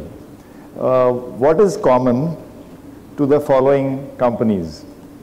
And Praveen should not answer the question. What is common to these companies? IBM, the world's largest $100 billion or maybe $150 billion company in software and services, and now, so IBM, Xerox, DuPont, General Motors, a giant motor company, Areva, the world's largest nuclear power company, Pepsi, IMF, the International Monetary Fund, the US Fed, the Federal Reserve Bank, the Central Bank of the United States, State Bank of India, HPCL, India's large petroleum refining company, the US FDA. So anybody want to take a guess? Yes, yes, thank you. So all of these giant companies, and I didn't mention quite a few, are headed by women. In fact, half of India's financial sector, and Mr. Gurumurthy talked about it, about Lehman, half of India has, India's financial, that is banking, sorry, not financial sector, banking. We have a chairman of a bank here, is about 60 lakh crores, but half of it, that is State Bank of India, ICICI Bank, Axis Bank, HSBC, RBS, recently UBI, but you know, let's not talk about UBI, but half of it is under the women-headed banks. So anyway, let me join Raghuveer Srinivasan again in wishing all of you a happy Women's Day. Women think they should have the whole year, not just a day, so at least on this day. Again, let me thank Hindu and Shastra University for inviting me. So I'm just going to share a few thoughts. Actually, we have got two excellent presentations, and I thought of actually responding to some of them because I've taken down some notes. But I must say, first of all, I was very happy and impressed with the sort of very creative and vibrant environment here. One of it, which is signified by the fact that Mr. Ravi came and read a speech, which I don't know if you noticed, it was not a piece of paper. He was reading it from an iPad. So that sort of signifies the, to me, a Chennai spirit. The topic actually is economists on the economies, and I thought I will focus on the economies because you know, we got a lot of very pointed instructions from Mr. Gurumurthy, which we will dwell on, sir. He was constantly saying, you know, these people, economists, Greenspan, and then he was pointing back here. So I think we get the message. So instead of dwelling on theory, let me dwell on the maize part of it. And this is just to make a point that things that, you know, he said, Mr. Paul Krugman has repudiated. You know, he's got his Nobel Prize. He's a very popular columnist. In fact, he's more well known as a New York Times columnist than as an economist. And it's okay for retired and Nobel Prize winners to sort of repudiate their entire body of work, having got the Nobel Prize. So, but you know, that is now going to be used forever as an indictment for the profession. But I just want to give you some examples to say that actually it is. The tea leaves are very confusing, I mean, apparently. So you must need a deeper study, whether we need a deeper study of India. And I just want to spend a few minutes on India, because India, by the way, is an old civilization. You know, when we talk about India today, India as a nation, it is just very young. It's just 65, 67 years old. But as a civilization, it's very, very old. So in fact, when we focus on, say, a study on India, I think we must not forget that it has this double identity. In fact, another modern miracle is that this country, which is 65, 67 years old as a nation, itself is in one piece. In fact, we are in the middle of an election season. This is the 16th time that we are going to have a major churn of power in a large country, which is 17 or 18% of the world, humanity, in a largely peaceful way. You know, in no other country, large or small, as a rule, you don't have such frequent transfer of power, major transfer of power, in a largely peaceful way. Even in a relatively peaceful country like Thailand, since 1990, they've had some 18 coups, military coups. The military coups are so frequent that whenever there's a coup, people just yawn. Oh, another coup. So, you know, so we take it for granted that there's this transfer of power, people, losers, accept the decision in the mandate. I mean, the election campaigning can be very noisy and ugly and nasty, and sometimes it feels, but actually we've been doing it. This is the 16th time. So I think this is a miracle. In fact, when India was born, this is something I like to repeat many times, that when India was born, the United Nations had a membership of maybe 100 or 120. Today, United Nations has more than 200 members. How did these new members happen? You know, many countries just broke up, right? Even as late as last year, there was a country called Sudan, which broke up into 2 countries. Even our own twin, which was born in 1947, broke up into 2 countries. The Soviet Union broke up into 10 countries. So it's a modern miracle that a large country like this, with extremely diverse, you know, in every conceivable dimension, every conceivable metric, religion, you mentioned caste, ethnicity, language, culture, cuisine, God knows, extremely complex and diverse country to hang together. I think this is because I think it's civilization. It's a country is a modern construct. But anyway, so I just wanted to say that of course we need a deeper study, and but let me just put a list. So I thought I'll just dwell on a few minutes on the economaze part of it. Why it is so confusing? Why is it so? What are the sort of some of the symbols, some of the signals which are confusing? Number one, so I've got a few. I'll just go through them and then I'll conclude with some observations. Number one is, you know, you heard of Mr. Shinzo Abe? So he's just celebrating, I think he just celebrated a couple of months ago his first anniversary as the Prime Minister of Japan. And you know what promise, how did he win with a thumping majority? What was his single promise to the electorate, to the voters of Japan? No, not nationalize the post office. Those kind of reforms, of course, his single biggest promise was, I will give you, vote for me, I will give you inflation. Tum mujhe vote do, main tumko inflation dunga. So he was promising high and stable inflation in Japan. And he won. Imagine the kind of luxury if our politicians have that we will promise high inflation for you, please vote for us. In fact, by the way, on India, you mentioned, I think, and Arvind's presentation also mentioned corruption. There was a gentleman from Maharashtra, Mr. Anna Hazare, who actually, you may not agree or disagree, you know, with many things he says, but he said in 2011, the root cause of inflation in India is corruption. The root cause of, I mean, I think there is a deeper meaning in that statement, and in fact, in this election season, we are seeing a conflation of these 2 issues. So this number one. So what is this? So maze number one. What is this in this modern world that here is a country, large, second largest country in the world, is desperately seeking inflation because they are, you know, desperately trying to overcome deflation. The same is true in Europe as well. America has 2% inflation, not too high, and in the same world we coexist. Here, the 17% of humanity is struggling with inflation. We have had a remarkably high inflation in India, just unimaginable in our history. We never had a persistent double-digit official inflation for 3-4 years in a row. I'm just talking about the headline inflation, WPI. So how is it possible in a so-called integrated world, or increasingly integrated world, to have high inflation in one part of the world and other part of the world is struggling with deflation? These questions have answers. I don't want to say that they are, but you know, this is an apparent puzzle. Second example is Europe. I mentioned Europe, right? Europe has been having, you know, there was this debt crisis. You heard of Greece, but it's not just Greece. It's many other countries of Europe are struggling with sovereign debts. Their governments are so indebted that it's not clear how they're going to repay back those debts or how they're going to even service those debts. The debt to GDP ratio is high. Some fear that the Greeks were going to repudiate, and that's the worst thing that can happen. That can lead to the breakup of the euro itself. The European Union, the euro area is about 15 years old. There is fear that the euro as a common economic currency is going to break down.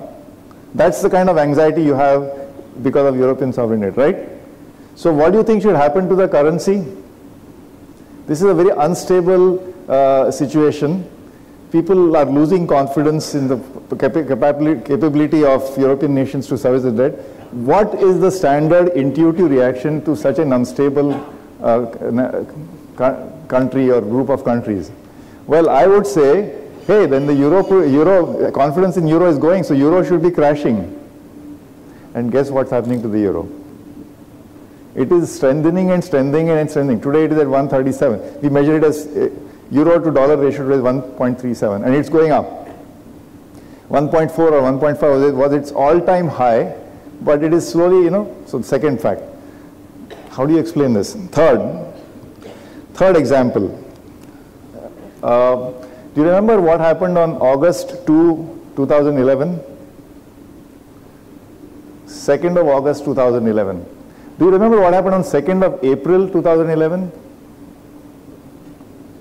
It's not that far into the history. Mr. Gurumurthy was talking about ancient scriptures and all that. World Cup, that's right. We won the World Cup after 28 years. And that was a huge celebration. And as soon as the World Cup, we won the World Cup, we beat everybody else, all the tough teams. By summer, we lost 5-0, right, in England. And then, of course, in December, we beat them 4-0 again in India. So there's kind of volatility. It's not just in finance, volatility you have in cricket as well. But what happened on 2nd of August 2011? Something unprecedented happened, historically unprecedented in the financial world or in economics. Well, there was a downgrade of United States, a sovereign downgrade of United States. So this is the gold standard.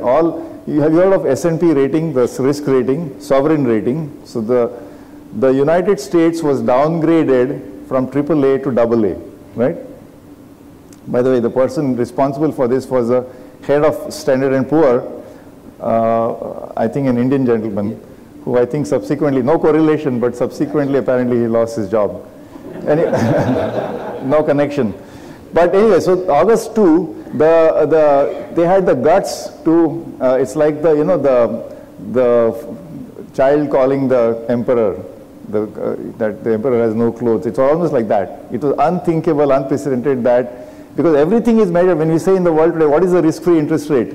It always refers to the government, the GSEC rate, the government bond rate in the United States. But it was downgraded. So whenever you have a downgrade, I'm sure you heard it in the Indian context. The finance minister is always worried that the India may get a sovereign downgrade. I think we have investment grade today. It's BB+.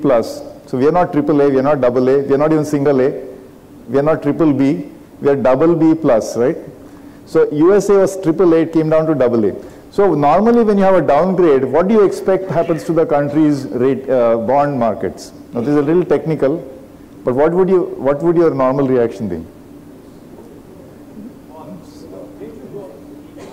The rates should go up. So what happens to the bond markets in general? What happens to the market? It goes down, right? It's a sign of weakness. Guess what happened on 3rd of August 2011? The next day, there was a huge bond rally in America. Huge bond rally. You remember that, right? And subsequently, of course, bond rally continues to be. So this is the third. So I gave you the example of Shinzo Abe. I gave you the example of the euro as a currency strengthening. The third example is of the fact that after a sovereign downgrade, if this is the impact of sovereign downgrade, that it strengthens your currency, hey, let's have it in India too. Let's have lots of downgrades in India. Our rupee will strengthen. That's, of course, it won't happen that way. Fourth example is, again, debt to GDP ratio. I mentioned that the Greek economy or the Greek sovereign debt almost is breaking the euro. Their debt to GDP ratio is about 100%, or maybe 110%. Italy, Belgium, Spain, Portugal, all of these countries, their national debt to divided by their national income, that ratio is more than 100%. But it's 120, 119%. By comparison, you know what is India? 80%. What is United States? 40%. It went up because of the Lehman crisis. It was less than 20%. China is 40%. So you would imagine that this European sovereign debt is a very worrisome. In fact, they are worried so much that the European Union is going to break up. It is that serious. So which country do you think has the highest debt to GDP ratio? Is it going to be a European country? Is it China? Is it India? No, not China. It is Japan. He mentioned, I think Mr. Gurumurthy mentioned, so Japan's debt to GDP ratio is 350%, close to 350%. We never talk about Japanese debt. We never talk about the lack of trust in Japan, that we never talk that Japan is going to go bankrupt. In fact, the debt to, not only is the debt to GDP ratio very high, but it is largely held not by foreigners. You see, the Greek debt, the problem is not the Greek people. The Greek debt, those bonds are held by foreigners like Germans and French people. So it is their fear. If the Greek government repudiates that debt, it is they are afraid because that the loss is not the Greek people alone. But in Japan, most of the debt is held by the Japanese. In fact, the Japanese have so much super confidence in their economy. So this is puzzle number 5. That on one hand we talk about the danger of high debt to GDP. On the other hand, one of the most stable economies struggling to bring inflation to their country is the country with the highest debt to GDP ratio. So anyway, let me not go. I can give you several examples. So my point was to make the signals that in the modern world are so mixed and confusing that you can't draw the conventional conclusions. That was my point. I mean, I can use some examples from the corporate sector. We had the acquisition of WhatsApp, a large company called Facebook acquired WhatsApp. Now, what is this WhatsApp? It has 50 employees. It has nearly zero revenue. It is free download, free to the users. And how much did Facebook pay for it? $19 billion. Somebody said, why didn't you just download it? You know, so is there something economic logic? This is again an example from the corporate sector. Another example, India's telecom industry. People, whenever the foreigners, even today in 2014, people when they come to India, they are amazed. You're making a call for 1 cent a minute or even half a cent, and incoming is free, text is free. And guess what? The companies are making handsome profit. This is not a secret, you know, because this is not a secret. But so how do you explain that we have actually continuously declining, actually this year slightly it changed, but we have declining tariffs. That is, the per unit cost, per unit price of a phone call keeps falling, and the telecom companies keep making profits, and they are profitable. The stock market price is doing well. Another example is, which is the largest e-commerce company in the world? It's not Amazon, it's not Yahoo, it's not eBay. It's this company called, not in the world, sorry, in Asia. It's a company called IRCTC, Indian Railway Catering and Tourism Corporation. Indian Railway Catering, sorry, IRCTC, Indian Railway Catering and Tourism. There's no e-commerce name in the name of the company. Why? It has something like 150 or 200 million transactions. The revenue of the company is only barely $2 or $3 billion, but it is the largest by number of transactions. So we don't, and the really remarkable thing about this company is that a large majority of its customers, it's an e-commerce company, which means only internet transactions. But large number of its customers don't have a credit card, don't have a debit card, don't have even a bank account, don't have a computer connection at home, don't have internet access at home. How did this miracle happen? So these are just examples of the economy of means. So let's not jump to any conclusions about, sometimes last point on this maze thing, where we are very disappointed that Indian economy is growing at 5% today, right? But in 2006 or 2006-7, 7 years ago, we were growing at 9% or 9.5%. So that time, the size of the Indian economy was $1 trillion. So at $1 trillion, we were growing at 9%.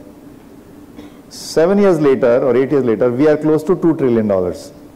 So if an economy is growing, if a $1 trillion economy is growing at 9%, A $2 trillion economy has to grow at how much rate to maintain the same value expansion? 4.5%. If you want to keep adding the same amount of GDP. But we are growing at 5%, higher than 4.5%. I don't work for government of India. And I'm not, supporting this party or that, but I'm just saying sometimes you got to keep the perspective. But having said that, I think I've taken too much time, but I just want to say, so we do have challenges. If you ask me what are the key challenges, last 2 years, 24 months in a row, perhaps 36 months, we've had zero growth in manufacturing. We have close to zero industrial growth. And yet, as I said, for the last 3 or 4 years in a row, we've had very, very high inflation.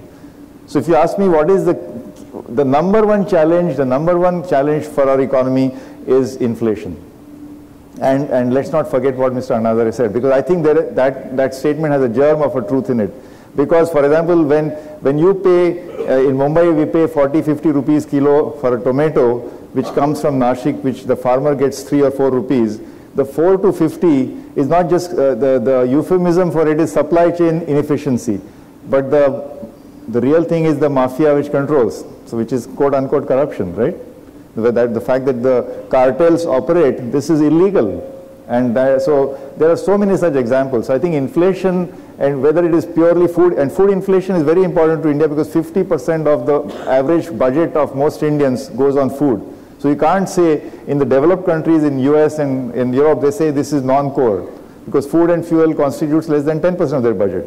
But in India, you can't call it non-core because food inflation is very, very, it's large part of our budget. So I think if you ask me, the biggest challenge that the Indian economy faces, which needs immediate tackling, I think in the first 100 days of the new government, is inflation. Or something, and I think inflation is not a monetary phenomenon. I mean to say that inflation is not something that the monetary policy is going to address. It is 90% a fiscal problem. It's a combination of fiscal and monetary policy, and a large burden of solving the inflation problem in India is on fiscal authorities. And so that, I think, if you ask me, that is the key challenge before us. I mean, what is to be done and all, we can go in during the discussion. But just to conclude, I think that, this gloom and doom thing is largely people say, and I agree that with Mr. Gurumurthy on that economists are somewhat what is the word for it? I don't want to say overestimated. I just, they have an unnecessary and extra responsibility on explaining the economy or articulating policies. I think you need psychologists more than economists. Because whenever the economists and analysts say, oh, the sentiment, we need to do something about the sentiment or something about confidence, this is all about psychology. So I think let's hope that we are seeing some little bit upsurge of confidence and sentiment, and so that economists will come back after the psychologists have done their job. Thank you.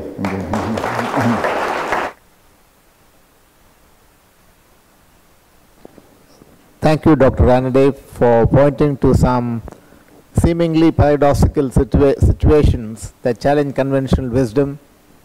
I would now request Dr. Ratin Roy to make his presentation. I'd like to thank the Hindu very much for inviting me today.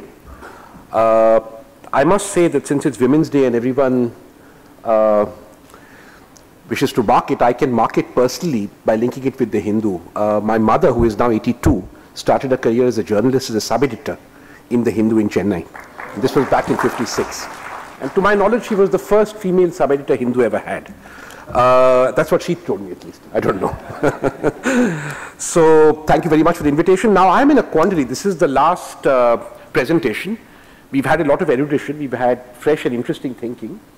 And we've had puzzles put before us. And I belong to a very dismal subset of economists called public finance economists. So we are the guys who start worrying about how and what to do, etc. So I won't go there today because you've given me the opening initially. I have 5 empirical slides. Don't look at them now.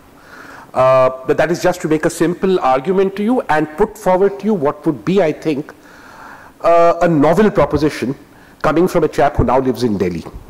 Luckily, I'm not from Delhi. I'm from Bombay and Hyderabad. But having lived in Delhi, the proposition I'm going to make to you at the end, I think, is novel for a Delhi wala. Okay. Let me start, I think, by not going there, by illustrating by example 2 or 3 of the very interesting propositions that came up in Dr. Virmani's talk, Mr. Gurumurthy's talk, and also Ajit's talk. Employment versus entitlement. You know, I don't have a very complex mind. I've perhaps been an economic diplomat for too long, but when this Narega business started, you know, I came to Delhi and it's an argumentative place, and there were either people who were abusing Narega or there were people who were supporting it vehemently. There was no... And what I was troubled with was a simple question to which I never got an answer from anybody, economist or otherwise. I said, see, we are growing at this 7-8% growth in those days. So when you're growing at 7 and 8% growth, why do you need Narega? Why do you need an employment guarantee program when you have high growth? I can understand you need that when you have low growth. But why do you need it when you have high growth? The answer I got was from a politician who shall go unnamed, who said, Beta, we don't think this high growth is going to last. And that is not what the media said, that is not what the economists said, that is not what the West wished us to believe, but it has come to pass. And Mr. Virmani outlined 3 propositions there on this. So when we talk about rights versus entitlements, there is, I think, a simple political economy quandary which I'll come to, which is standing in the way of this magic solution. You know, you mentioned Sri Aurobindo. He once said, many years ago, that don't make statements like good food is good for you. It's always true. I can't dispute it. So, government must be more efficient. How can I dispute it? Who is going to say government should not be more efficient? Similarly, we must have high growth with low inflation. This really troubles me. That would be lovely. You know, it would be a very good idea. But it doesn't often happen on a day-to-day sustained basis. So, my story is going to actually be about the how that emanates from a lot of these things people said, but I want to make 2 other anecdotal comments that I think resonate with a very important point Mr. Gurumurthy made. I cannot agree with you more, sir, that the orthodoxy of economic theory has been so effectively demolished that anybody who is pontificating today in the op-eds of India's newspapers based on premises that have been discredited is either dishonest or ignorant.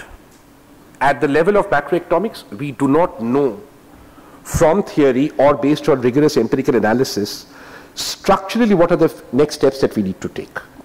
What we do have is a sort of picture which I'll give you, but we also have the ghosts of the past visiting us in strange ways because of the lack of attention we have paid to an India-centric approach. I cannot agree with you more. I spent a lot of my life not in New York, but in other emerging economies. So I'm coming from that vantage. And this is something we do very badly, which, let me give you an example. So, you know, when I came back to India in May, I was in an emerging economy. I was in Bangkok looking after China. I have a friend in Bhel. And I've been tracking the rupee renminbi depreciation, which is massive. It's over 90% till very recently. Okay, because now the renminbi has started depreciating. And I know one thing, that Bhel makes good turbines. Reasonably good, in fact better than Chinese. I also know that in India, people have practically stopped buying Bhel turbines. So I called him, I said, tell me boss, why are you not able to sell your turbines now? You've had a 90% depreciation. Usual story I got, you're familiar with it. He said, what can I do? My plant is in the south, and if I have to sell a turbine in Chandigarh, the transport costs are so high that I take lockdown parts and then there's corruption. So I said, okay. So I said, how much do you need to become competitive? He said, I need 130% depreciation. That gives you a very good idea of where we stand in terms of the costs of poor governance. But then I said, okay boss, this resonates to your point. Why don't you sell your turbines in Thailand now? What is preventing you from doing that? I can understand India. He said, what can I say to you? Many years ago, you brought in these environmental laws and we had to become sort of something compliant. So what we had to do was we had to go to European companies with those technologies. So what they have made us do is sign these no-compete clauses. So now the only place I can export turbines, and they are, is Sudan, Syria, you know, places where the Europeans don't want to go. Now this, so taking decisions that are not India-centric, or at least not India-futuristic, I think does have consequences, and I wanted to illustrate and mark on your point in that fashion. Now, the way I would like to summarize before I go into what I'm going to say, which is very short, so we'll have lots of time for discussion.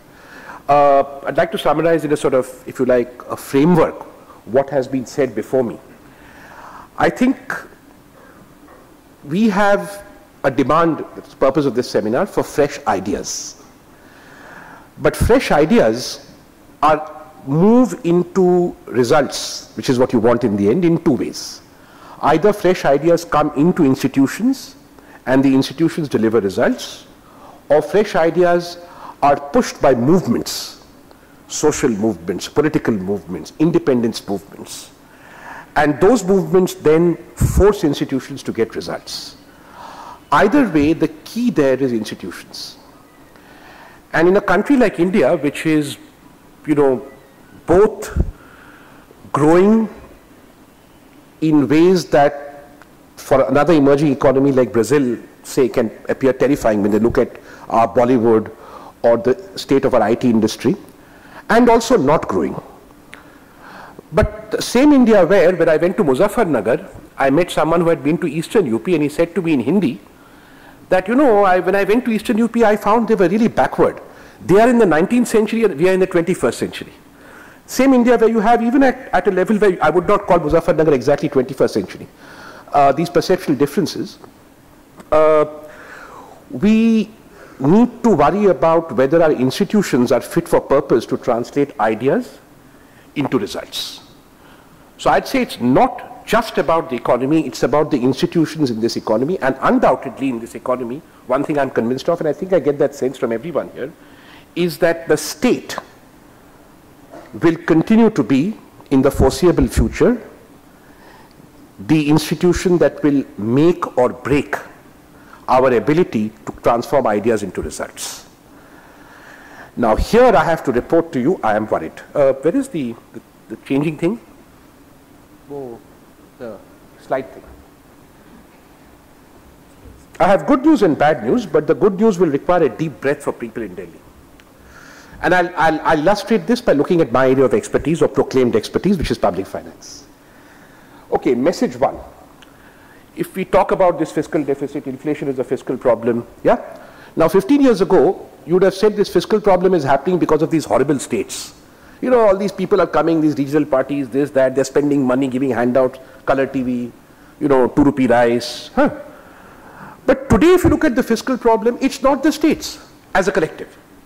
That's my first slide. The states actually have completed their fiscal consolidation. The red that you see there is the combined deficit of the center and the states. The green is the states, the blue is the center. Where is the problem? Okay, and this is a story that has been continuing virtuously for a while. This is what, I've taken a subset of states. This is what the states looked like at the beginning of this decade, starting 1998, 99. For those at the back, red is bad, green is yellow is better, green is great. Minus is good, plus is bad. This is the revenue deficit. This is the extent to which a government borrows to consume. This is what the government borrows but does not invest. This is what the government borrows to consume. Consumption includes handouts. Consumption includes government salaries, right? So red is bad. And conventional wisdom is this should be zero at the very minimum. Ideally, you should have some green. If you can't manage green, manage orange, and look at it. Okay. So this story starts changing across this decade. Center takes some credit for it, but we can pick that up in the discussion if someone is interested. I don't think that is valid. And what we have basically ended up with now is lots of green and 3 problems. Now this is good news from a policy perspective. I have 3 problems today amongst the major states, and they are called the state of Kerala, the state of Punjab, and the state of West Bengal. But if you look towards the extreme right, you will see even this problem is now reducing in its magnitude, and therefore consistently now, and this is rare to say in India, as you said, Arvind, it is rare to find consistent data. Consistently now in India, we have an improvement in the quality of management of the public finances at the super macro level by the states.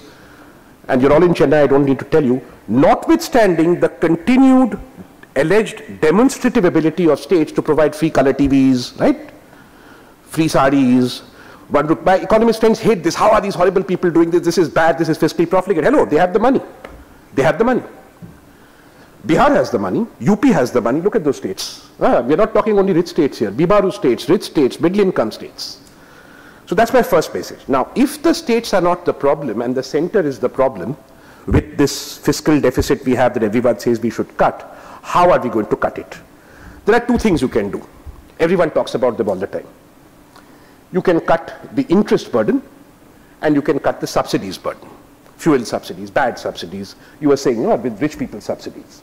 Fine. Actually, by a combination of some growth and lots of inflation, the interest burden is coming down relative to the subsidies burden. Our challenge is subsidies burden. So there is some scope for rationalizing central government expenditure and bringing down the deficit. But the problem is a political economy one. See, I don't know how many of you know this, but I want to point out to you that our plan now, when you think of plan, you think investment, right? There's no investment happening with the plan. Not for a long time. The red there is investment, the blue there is consumption. Consumption meaning Narega spending, SSA. I'm not saying it's bad. I'm saying it's not investment. It's not investment. So the central government today does not invest. Proof, look at those numbers. So the plan now has become an instrument for consumption. Okay. And this is not about subsidies. The plan does not roll out subsidies, right? I showed you subsidies earlier. So rote roh subsidies, you can keep talking about subsidies, but so what is happening? What is happening is perhaps good.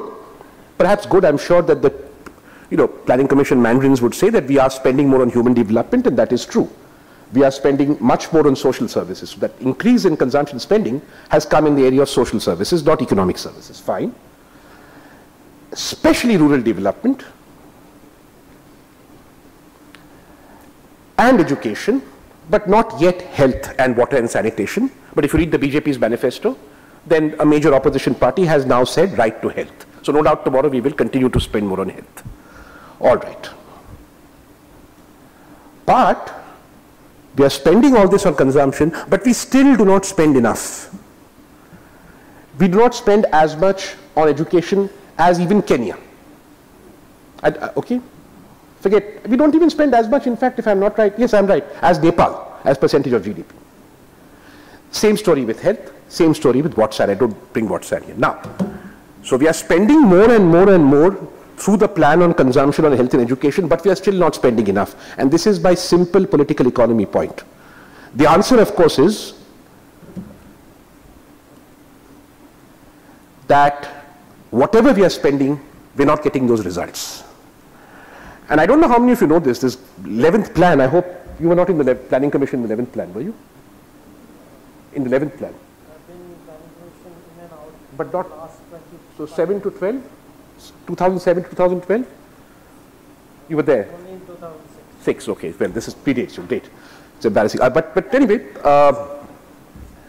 to cut a long story short, gaze at these targets, but to cut a long story short, the only target that we achieved in the 11th plan with any of the Millennium Development Goals related plan expenditures was sort of all-weather roads infrastructure 1 and forest cover. Forest cover, this is a small scam, but anyway, sort of. I'll give you those two.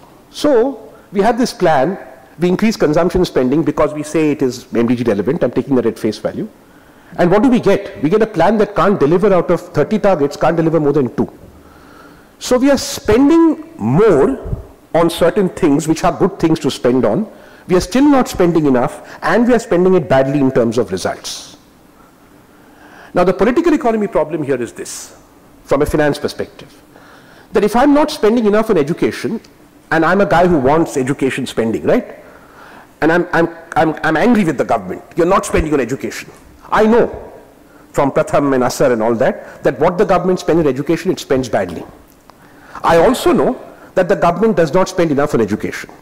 But I know I can do nothing or very little about the fact that the government spends money on education badly. But I do know I can force the central government to spend more. So my big worry is this: you cut subsidies by 100 basis points, you will get very virtuous interest groups, not bad ones, good people, honorable people coming and saying, now spend more on education, now spend more on health, and they will be right, and they will have political support.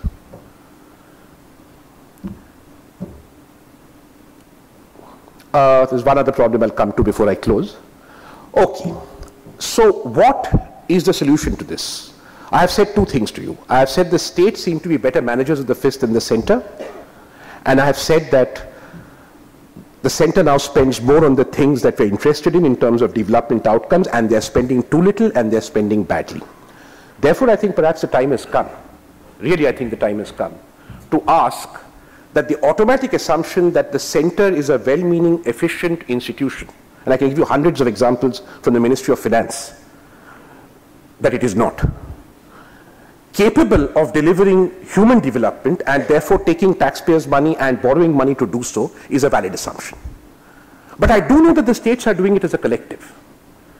And there I'm an optimist with Ajit, because if the political scenario unfolds in a way in which we are more or less certain, I think today, I hope, that whoever comes to the apex at the center will be a former chief minister. Perhaps, quite likely, will be a former chief minister. And if that former chief minister is able to not go native in the capital and is able to talk to state governments and govern with the states by moving responsibilities, fiscal responsibilities to the states, then I think we have a way out of the top-down, ineffective, inefficient, broken system of central government that we have. I said to you it would be a radical proposal. And I think it is a radical proposal because, and I said to you, it's not a Delhi-centric proposal because Delhi does not, it is not in the interests of those who live off New Delhi to take this proposal seriously. So and I said to you earlier that ideas and movements come from the states. So I would urge you that if you have some sympathy with what I'm saying, then the push for this, the impulse from this will have to come from the state capitals, from the policy ecosystem in the state capitals. It will not come from the policy ecosystem in Delhi, which is ossified for a long time, and there's very little room there to change, thinking in terms of the automatic assumption, despite the empirical evidence, the center is automatically right. My final point pertains to something that I think both Ajit and you will agree with, and goes back to the first point I made. And I want to put it this way, that I do not think that it is wise for us or prudent for us, I'm speaking professionally now, to assume or even to wish that the fiscal deficit consolidated of India will fall below 7%. I gave you two building blocks already. The states have done their consolidation. In spite of that, we have a fiscal deficit of 7%. We spend too little on politically important things and we spend it badly. And because we spend it badly, unless we fix that, we are going to have a problem. But this has a consequence. And the consequence is this. We save a lot, and I agree with you. I'm actually shocked, Mr. Gurumurthy, that anyone would describe our high saving as a vice and not a virtue. And the saving is coming from where? It's coming from households, right? It's not coming either from the public sector or in large measure from the private sector.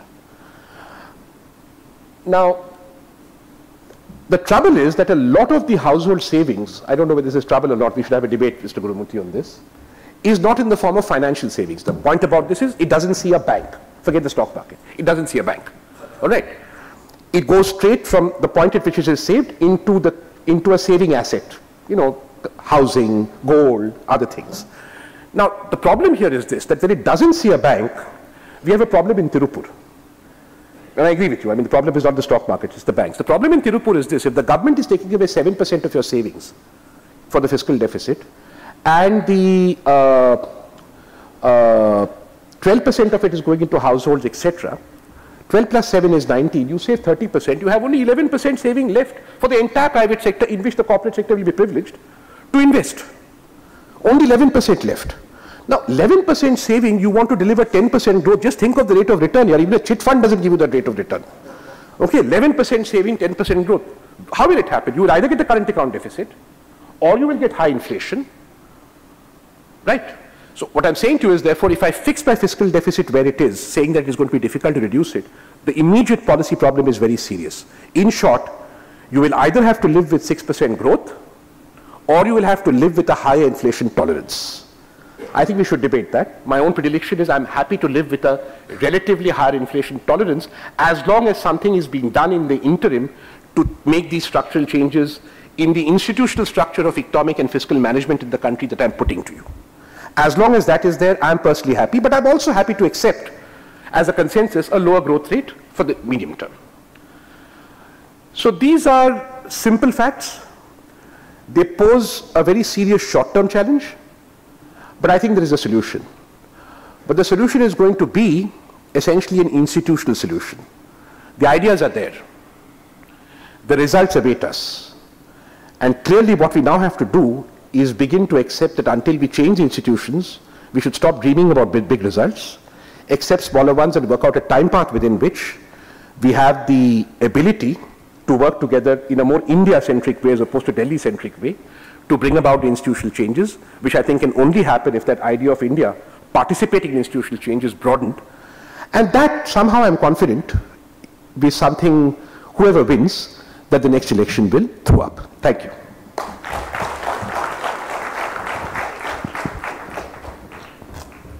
Thank you, Dr. Roy, for underlining the better performance of states in the area of fiscal responsibility and pointing to the logic of moving expenditure to the states rather than to the center. We now have about 15 minutes for discussions. There will be mics that will be going around. So if anybody has questions, please identify yourself and address questions to specific members of the panel. Yes, sir. Yes, sir. Freelance writer. My question is to Ratin Roy. The late W. Arthur Lewis said government should always produce a surplus budget. Out of that surplus, they can create the infrastructure or the public assets.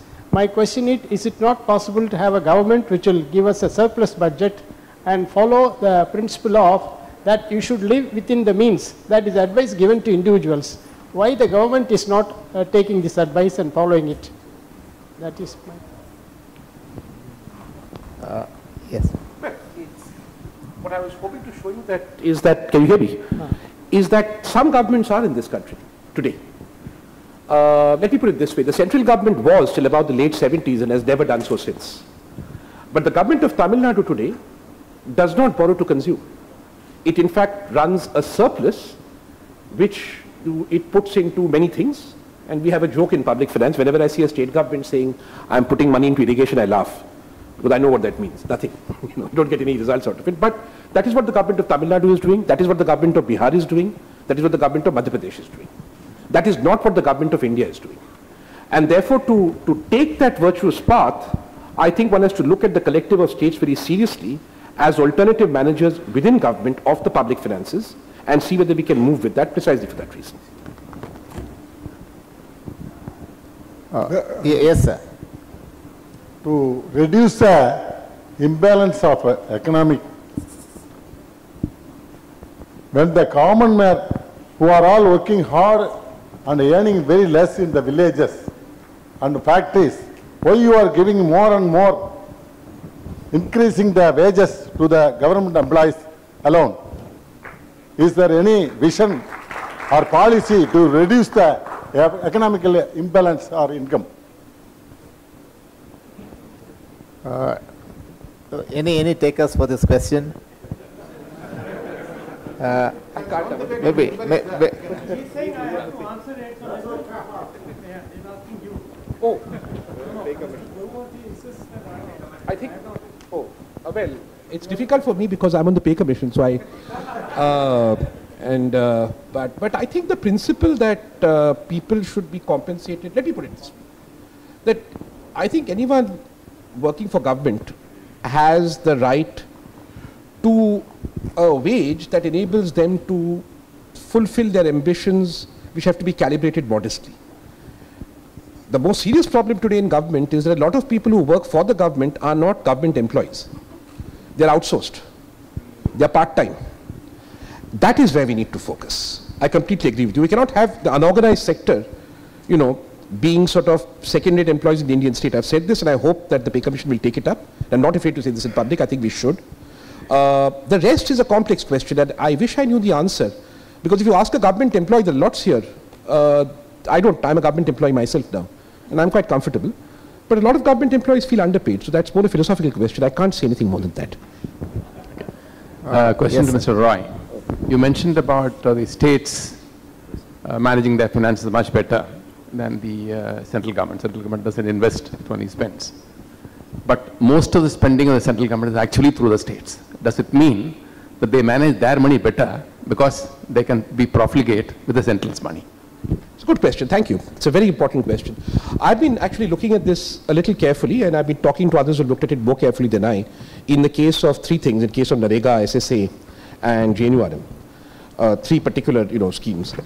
What is happening is that what the central government is doing is routing money through functionaries who are based at the state level, but those functionaries actually work within the center-state administrative apparatus. It's not that the panchayats are getting more money, substantially more money. It's the district administrations that are getting more money, and the lines of money that the district administrations are getting, the executive, involve in large measure direct reporting back to the center. So I do not think it is the case that states are being profligate with central money. They are to some extent, but I don't think that that is the principal reason why. We have just finished a study on the drivers of this improvement. I would say it's about 65% expenditure control, which was kick-started by the FRBM reforms that were done in the 12th Finance Commission later in the 13th. But 40% of it, especially oddly enough in the poorer states, is more efficient generation of own tax revenue. And the recent improvement you saw, sir, in Punjab, West Bengal and Kerala, that is almost entirely improvements in the efficiency of tax effort. So in that sense, there is a genuineness to this superior management of fiscal problems by states. My theory is, and this I have not tested, is that when you decentralize things like who should spend on schools, hospitals, etc., and I think this would even work better if we decentralize functionaries, etc., at the district level. States simply know better about it, what to do with it. Please. Since the governments and states and the center are quite different, each one wants to spend this money to get better marks for themselves. Do you think it is really going to be possible? Because if you give the money to the state spends it, and who gets the credit? Why the direct spending is taking place by the center is only because otherwise the credit will go to the states. So politically, is it a feasible proposition? Well, that is what we have got to make it so. It will never be a feasible proposition as long as we decide these things in New Delhi. Which is why I'm saying that has to become, and that's why I say I gave you that movements angle. I mean, there has to be some much more movement-like pressure to change the terms of discourse of governance away from the center to the states. I'm not therefore talking sub-elite, because there are elites in every state capital. And this is where we need to move, definitely. Sir, my question is to Dr. Arvind Virmani. Sorry, can I just add to that point, because I think this is related to the earlier question also. The fact that profligate spending. Actually, to answer the early gentleman's point, that for households it makes sense that you live within your means. But for governments, they don't live for the present generation. The government's actions are for multiple generations.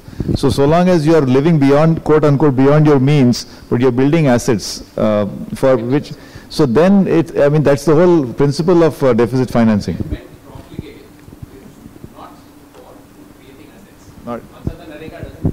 Yeah. So that's but if the fiscal deficit is towards creation of assets which will be used by future generations, so clearly, and the second point about the profligate spending is that not that we are, of course, it's not to be condoned, but we have a young demography.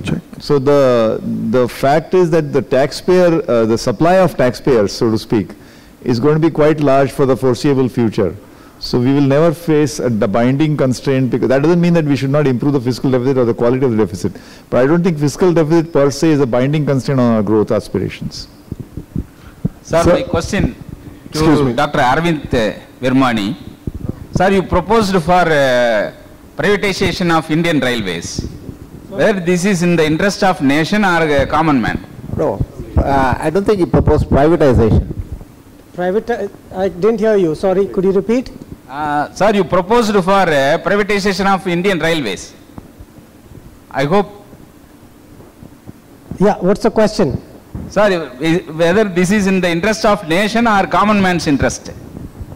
So, firstly, what I propose actually is increase competition in railways, and the way to do that is to corporatize the railways. There are experiences now from across the world of how to do that. So basically break it up into 2 companies or so, 2 to 4 companies, and so you make a corporation that is not privatized. But then you open up the sector to competition, allow railway companies to come in and compete with these corporations which will be formed, and then you need a regulator. I did not mention the word privatization at all. Sir, I'm a local entrepreneur, and this question is specifically to Mr. So the competition is what will give you productivity and good for the people. Thank you. Sir, this is a question specific to Mr. Gurumurthy. the diverse opinion and the message that I'm taking back on this evening is the Indian economy is not in such bad shape. But if that is true, then why is it that the Indian rupee is constantly depreciating against the world's currencies? See, the rupee value, are you hearing?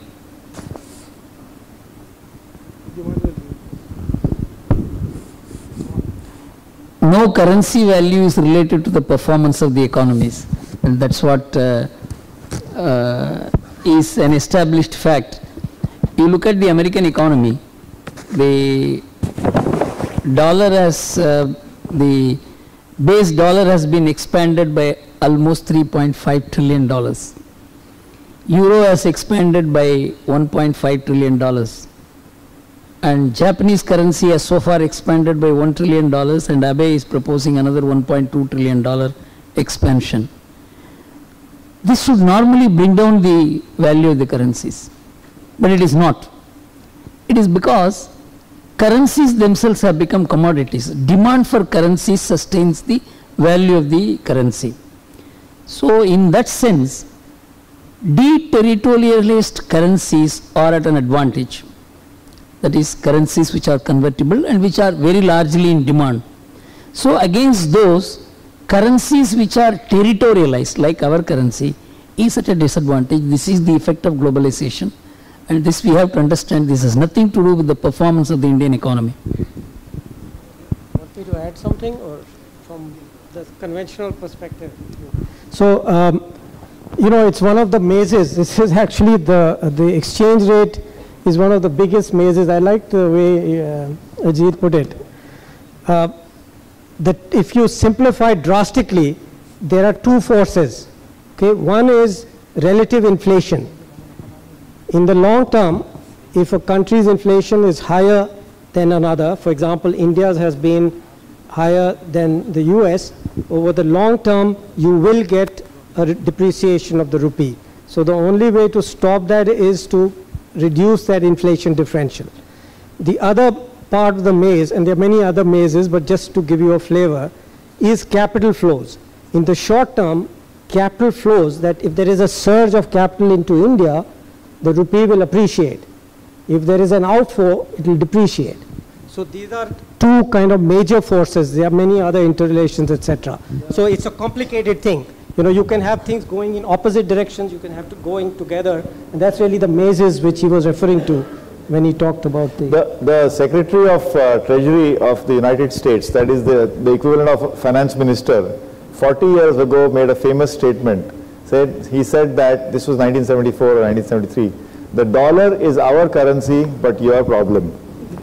And that basically summarizes what Mr. Kumurthy said, that basically the dollar gets a free ride. It's a free ride that the entire world, if a Singapore person wants to buy a South African object, or the Saudi Arabia wants to buy some Toyota car, they don't exchange the mutual currencies. Everything has to be routed through the dollar. So therefore, the dollar has such a huge amount of free ride and such huge power. You know, for example, Iran sanctions all of Indian banks, and we had a banker here. They are scared because even though we have bilateral huge export opportunity with Iran, we just can't dare to do it because everything has to be cleared through New York. And Mr. Kasparov has said, you know, Putin, the action is going on in Ukraine, Syria. He said, don't send the tanks, get to the banks. All of Russian assets are sitting in many Western banks. Now in modern warfare, you don't need to send the tanks, you control the banks. So I think, you know, what he said is very true, that basically dollar is the reserve currency of the world. It's the internationally accepted currency. So India will forever be vulnerable. Additionally, our big challenge is that we always have to import energy. $180 billion every year we need to import of crude oil. And to pay for that crude oil in dollars, we need to have exports. So, and we have a deficit continuously. So we're always at a disadvantage. Thank you. And one last question here, sir. I have a, Sir, after looking at the cash inflow for the government, including sustainable borrowing, most of it is spent on defense, debt servicing, and salaries. And the area of discretion available for the ruling government party or the finance minister is so narrow, too narrow to be effective in turning around the economy and applying any correctives, unless they reduce the expenditure. Now, is reducing the expenditure an economic solution or a political challenge, sir? Can I just, I know we have a public finance expert, but I'm tempted. See, India's tax to GDP ratio is today around 11% or 12%. Even a country like Kenya or Rwanda, I'm not even going to the European countries, Sweden probably has 54%, or OECD countries. Even other developing countries, the tax to GDP ratio is much, much higher. It's not 11%. So we must recognize that one of our challenges is that we are just not collecting enough taxes. The people of India are happy not to pay taxes, and government of India is happy not to collect taxes. It's a very good equilibrium. And so when we look at the deficit, it has two components. It has revenue and it has expenditure. The revenue is tax revenue. I think we must not forget that there is a problem there. On the other hand, of expenditure, you mentioned defense and you mentioned interest payments. Do you know which is the single largest item in the budget of India, union budget? Which is the largest item? We think of deficit, we think of maybe subsidies, it's only 2% of GDP. Not only, but it's 2%. We think of interest payments, which is about 3 or 4% of GDP. The largest item is corporate giveaways. 5.6% of GDP, 5.6 lakh crores. It's not an item on the budget, it is mentioned in the budget. The total value of tax holidays given to corporate India is 5.6 lakh crores. Can we think about at least looking at it? So before, this is not to deny and not to condone the quality of spending and the quality of, like you said, profligate spending. But let's not forget there's a tax revenue. Let's not forget that there are lots of things we can do about tax holidays and so on. Sorry. Let me just add to that. No, I think I just want to think to add that, it's important to say this, that 10, 15 years ago there was an argument about whether the size of government in this country is too large or too small. I think now the size of government in this country is about right. So there are two questions here. How does the government deliver, and how does public spending at current levels apply to that? So you're not going to get more, and then how do you finance it? So there are many options we have. In terms of political choices. You could reduce corporate giveaways, you could make public spending more efficient, you could perhaps, so I'm not as sanguine as you, raise the tax GDP ratio a little bit. Because before you raise the tax GDP ratio in a country like India, I think, and this is a misnomer that only rich people pay taxes, poor people pay indirect taxes, and that's most of our taxes. Yeah, we all pay taxes, whatever our income is. There is a complete disconnect in this country at this time between the sense that your taxes are actually going to deliver public services. So until that shift happens, I think we'll have to be a little more careful with on the revenue side. A very pleasant evening to everyone present here. I'm Guru from the Indian Institute of Planning and Management. We are so concerned about what the government will do for the depreciation in the Indian economy. And I have one suggestion for every Indian to help this situation get better. There is a large gap between the imports and exports in India. That can be because we are too obsessed with foreign brands and foreign products. And one thing we can do is, we can buy Indian brands, buy Indian products, so that we reduce the exports from the foreign countries, so that there is more demand for Indian rupees than the dollars or foreign currencies, so that we can make this situation even better. Because, for example, we are largely an agricultural country. We have been agricultural giants in the history. But yes, the question, please. Mr. Ravi, just to tell you, I got an SMS saying my flight is delayed. Secondly, we must have, at least have one question from a lady. There's one gentleman here. After that, the lady. Sure. No, but do you want to respond to the person's question on buying Indian products? No, of course, there is no doubt about it that we have to find a way. I think the person who can really address that is about promoting Indian goods and is Mr. Gurumurthy. But let me say that without even creating artificial advantage, we just have to remove the disadvantages. It's not like you must give artificial advantage to Indian-made goods. Even Mr. Obama is saying buy American. They are saying there's so many policies that America is pursuing in the last 5 years, which actively promotes promotes buying American and to some extent discourages imports, but not to the extent of creating an artificial so the same thing should apply to India, that let's not have an artificial handicap against Indian goods, and to some extent there can be protectionism, but we live in a global world, and I'm sure we can, it's a large economy, so I don't think there's a problem. But I have something to say on this. Are you hearing? Okay. Yeah. You see, I analyzed the imports and exports of India for 9 years from 2004 to 2013, and I found the most important reason for the current account deficit is not oil or gold. It is capital goods import of $585 billion. This was facilitated actually by zero-rated import duty on power equipments and things like that. And we ran $337 billion current account deficit, out of which $175 billion was only with China. Here, I know many capital goods industries in India suffered, and a point was made that capital goods industries actually suffered a setback of 5%. Actual reduction in growth, not just decline, actual decline. It was something which we invited. And the tax giveaways about which a mention was made doubled in 2008-9 when stimulus was given to the Indian economy without making any assessment as to whether that stimulus was needed or not.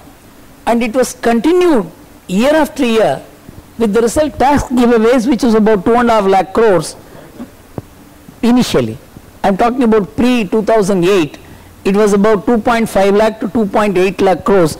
This doubled to 5.6 lakh crores, as a result of which the fiscal deficit in the last 5 years crossed 23 lakh crores.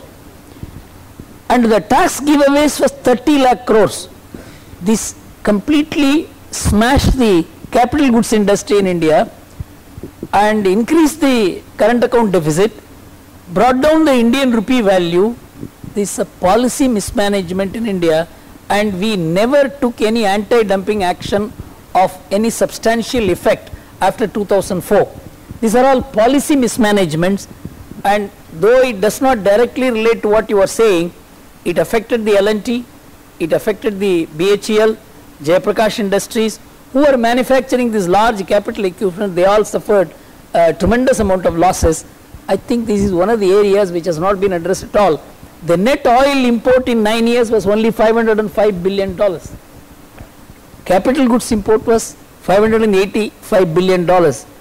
India ran a trade surplus of $20 billion in 2002-2004. But we began running continuous trade deficits, current account deficits, after 2004, which was unaddressed simply because we were getting huge capital inflows.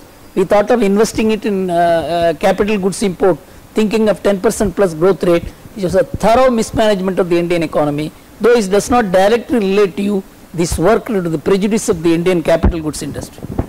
And this is to Mr. Ajit Anade. I'm sorry. I'm sorry. My name is Praveen Chakravarti. It's actually it's more of an observation based on what Ajit pointed out about corruption and inflation, corruption being a root cause for inflation. I'd like Mr. Gurumurthy's view on this. The Hindu has a column called the This Day, That Age.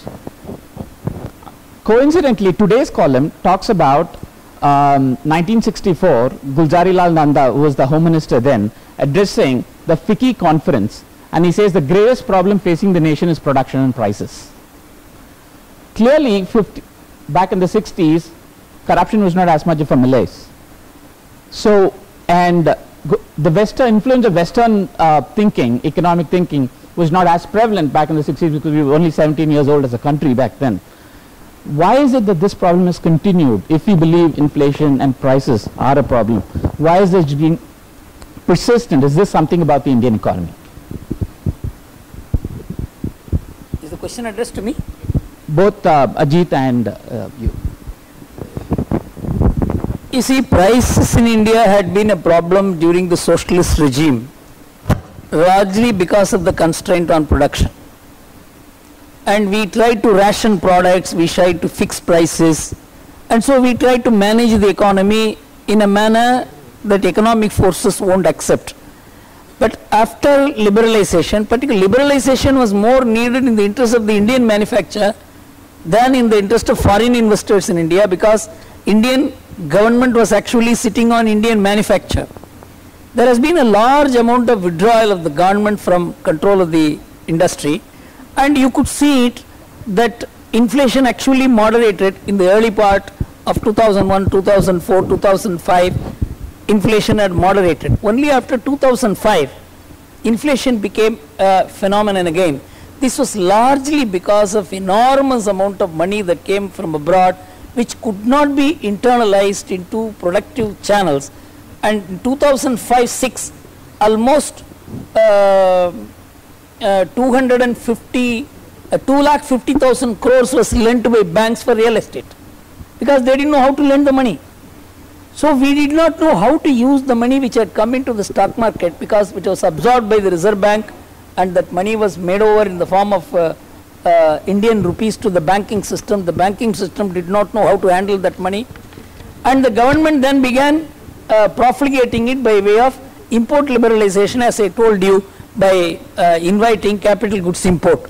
So this was, instead of controlling the inflow of money into India, instead of going in for some kind of taxation to see that inflow into India is not because of unwanted money flowing all over the world, that it is only money which seeks safe investment in India that should come into India, not just because it is loitering around everywhere that is coming into India.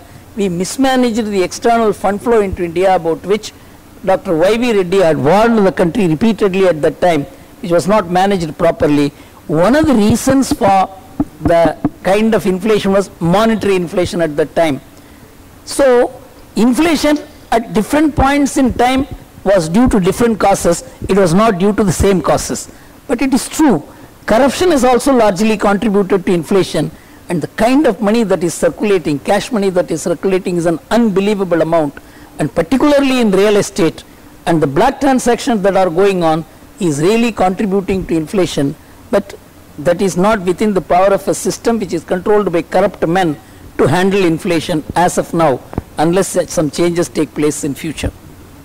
Yes, would you lady there, here. Yes, Yeah, please, go ahead. My question is,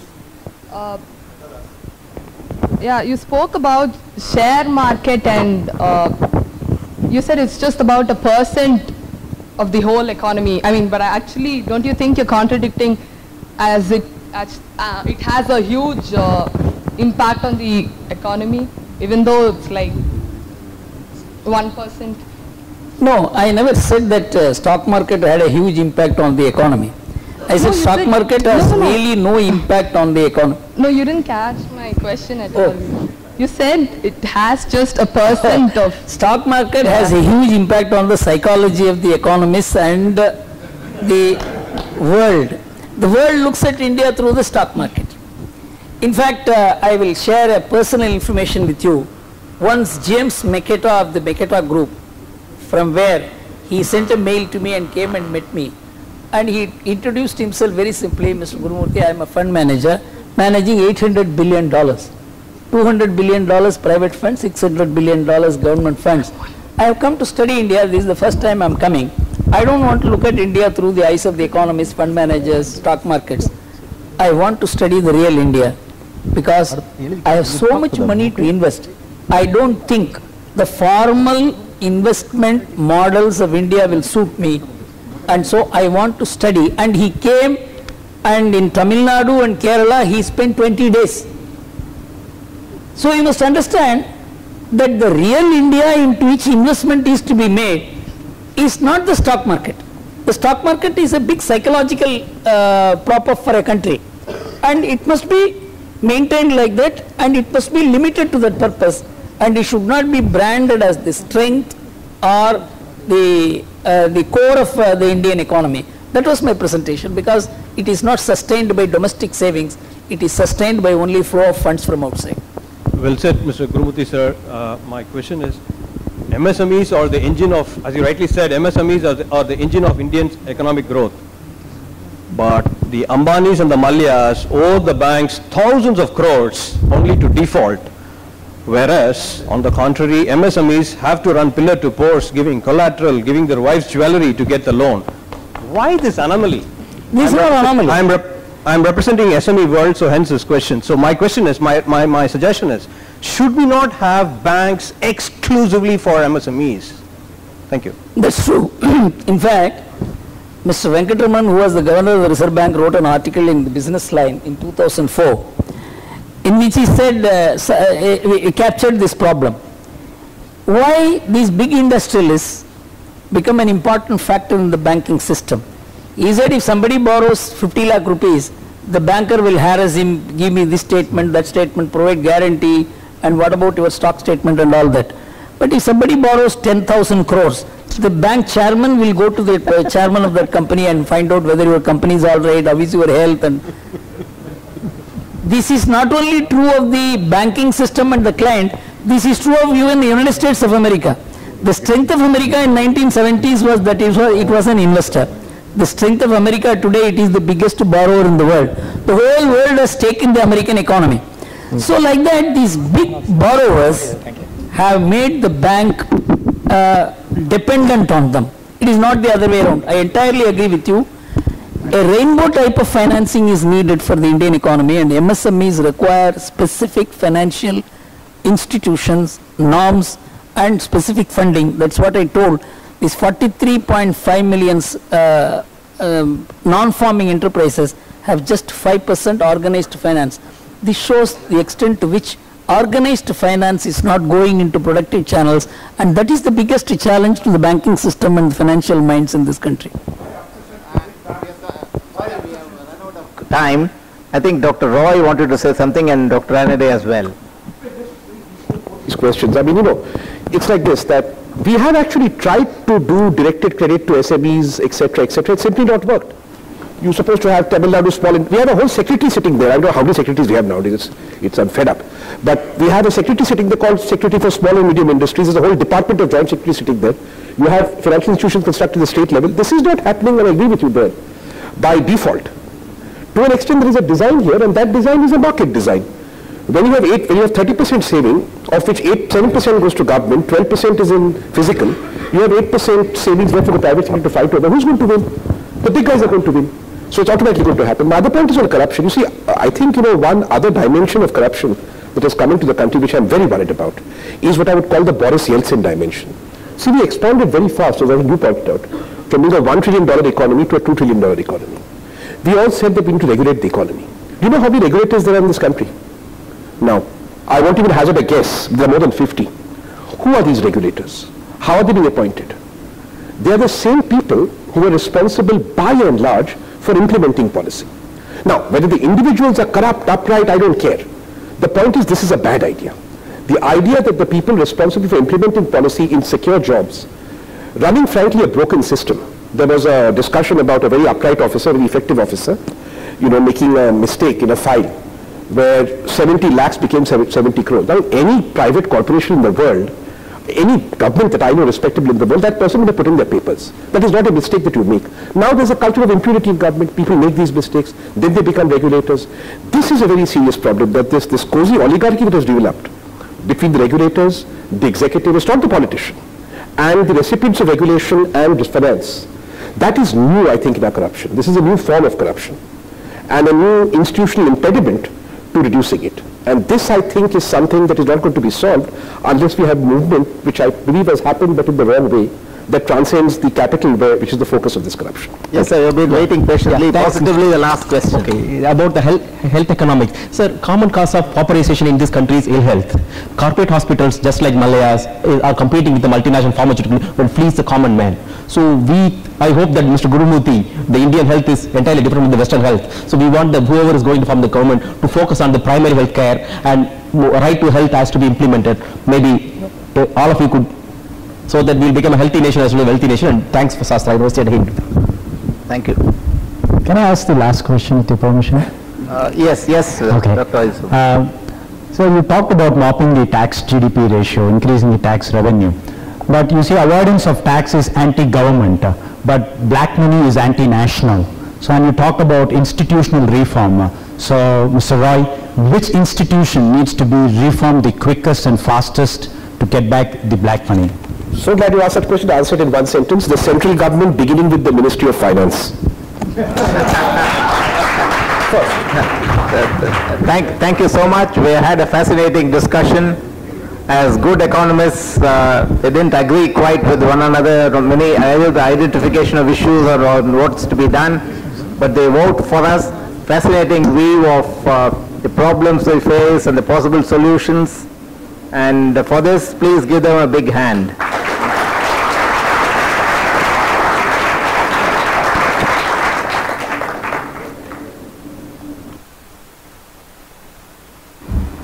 Ladies and gentlemen, thanking is the most explicit form of courtesy. I now call upon Mr. Suresh Srinivasan to deliver the vote of thanks.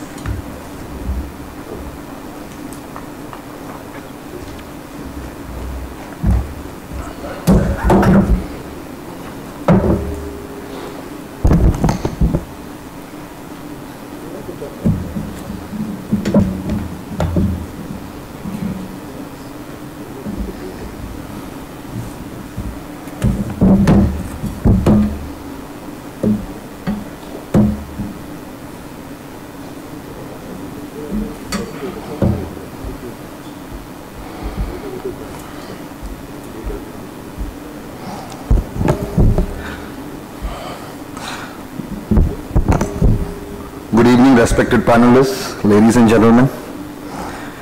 It is indeed a great honor and a privilege to propose the vote of thanks on behalf of the Hindu group for the new ideas for a new India program presented by Sastra University.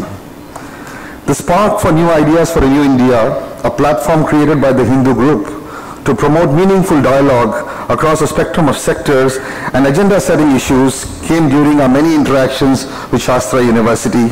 I wish to thank Sastra Universities for lighting the spark and partnering with us in this inaugural event as the presenting sponsor. Over the last few decades, India has gone through tremendous change, far more than its counterparts in its Western and European regions. Telecommunications, real estate, transportation, especially in auto and air travel, media, information technologies, have changed the way we work, live and communicate. These have contributed significantly to the growth and development of India. Despite the progress, we continue to face challenges across many fronts. Our eminent panelists shared many of them: inflation, unemployment, poverty, corruption, etc., being some of the associated in today's subject matter. Considering the current economic slowdown in the country and the country and the industry is facing, and with the general elections around, the theme of today's panel discussion, Economists on the Economies, gains immense significance. My profound thanks are to our Editor-in-Chief, Mr. N. Ravi, for agreeing to moderate this discussion. Thank you, sir, for your gracious presence. You've always been a source of inspiration. Dr. Arvind Virmani, Mr. S. Gurumurthy, Dr. Ratan Roy, and Dr. Ajit Zanade are among the most distinguished thought leaders, policymakers, and scholars of economics and management. We could not have envisioned a better panel. Their perspectives and insights on the economic issues, the opportunities and challenges, and pointers to steer this country into a developed and vibrant economy has indeed been an illuminating and a thought-provoking experience. Thank you, sirs, for consenting to be with us and for having made this an enlightening evening for all of us. My gratitude list is long, but considering the paucity of time, I shall mention a few people without whom this evening would not have been possible. Let me begin by thanking Dr. Vaidya Subramanian of Sastra University for initiating this and for his constant support and encouragement. Our hospitality partners, Hilton, for playing such a good host today. I'm sure all our guests enjoyed the warm hospitality of the Hilton. Thank you and for your care. Brand Blitz, our event managers, for knitting this event together, a job so well done. Mr. Sudhakar of Swati Soft Solutions and Sri Communications for ably supporting us with the video and web streaming of this program. The KSL digital team for seamlessly weaving this event into the online space. I take this opportunity to thank all my colleagues for their efforts and timely support. A special word of thanks to Sai Krishnan, who in many ways has been the forefront of this program interface in managing expectations both internally and externally, and in ensuring success and flawless execution. Last but not the least, I wish to thank each and every one of our readers and guests gathered here for a Saturday afternoon. This has been an overwhelming response and participation. Thank you all so much.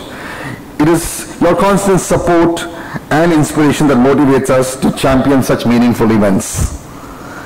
Being the eternal optimist that I am, taking India forward and making India a better place to live, work, and get educated, I see it cannot be the responsibility of select policymakers, thought leaders in government, business, education, and society. I think it's the collective responsibility of the state, institutions, and the individuals. There is no doubt that things have to change, and things change when we change the way we look at things and enforce the changes. This will only happen when we dialogue, when we bring in new ideas for a new India to fulfill our and our children's dreams. With these words, thank you once again. Have a nice weekend.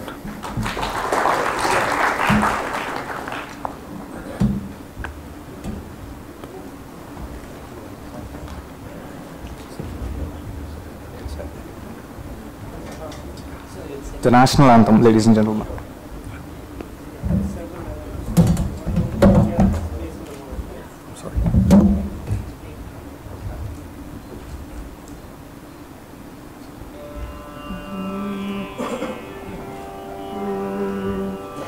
जनगण मन अधिनायक जय हे भारत भाग्य विधाता पंजाब सिंध गुजरात मराठा द्राविड उत्कल बंगा विंध्य हिमाचल यमुना गंगा यच्चल जलधि तरंगा तब शुभ नामे जाहे तब शुभ आशीष मागे गाये तव जय गाथा जनगण मंगलदायक जय हे भारत भाग्य विधाता जय हे जय हे जय हे जय जय जय जय हे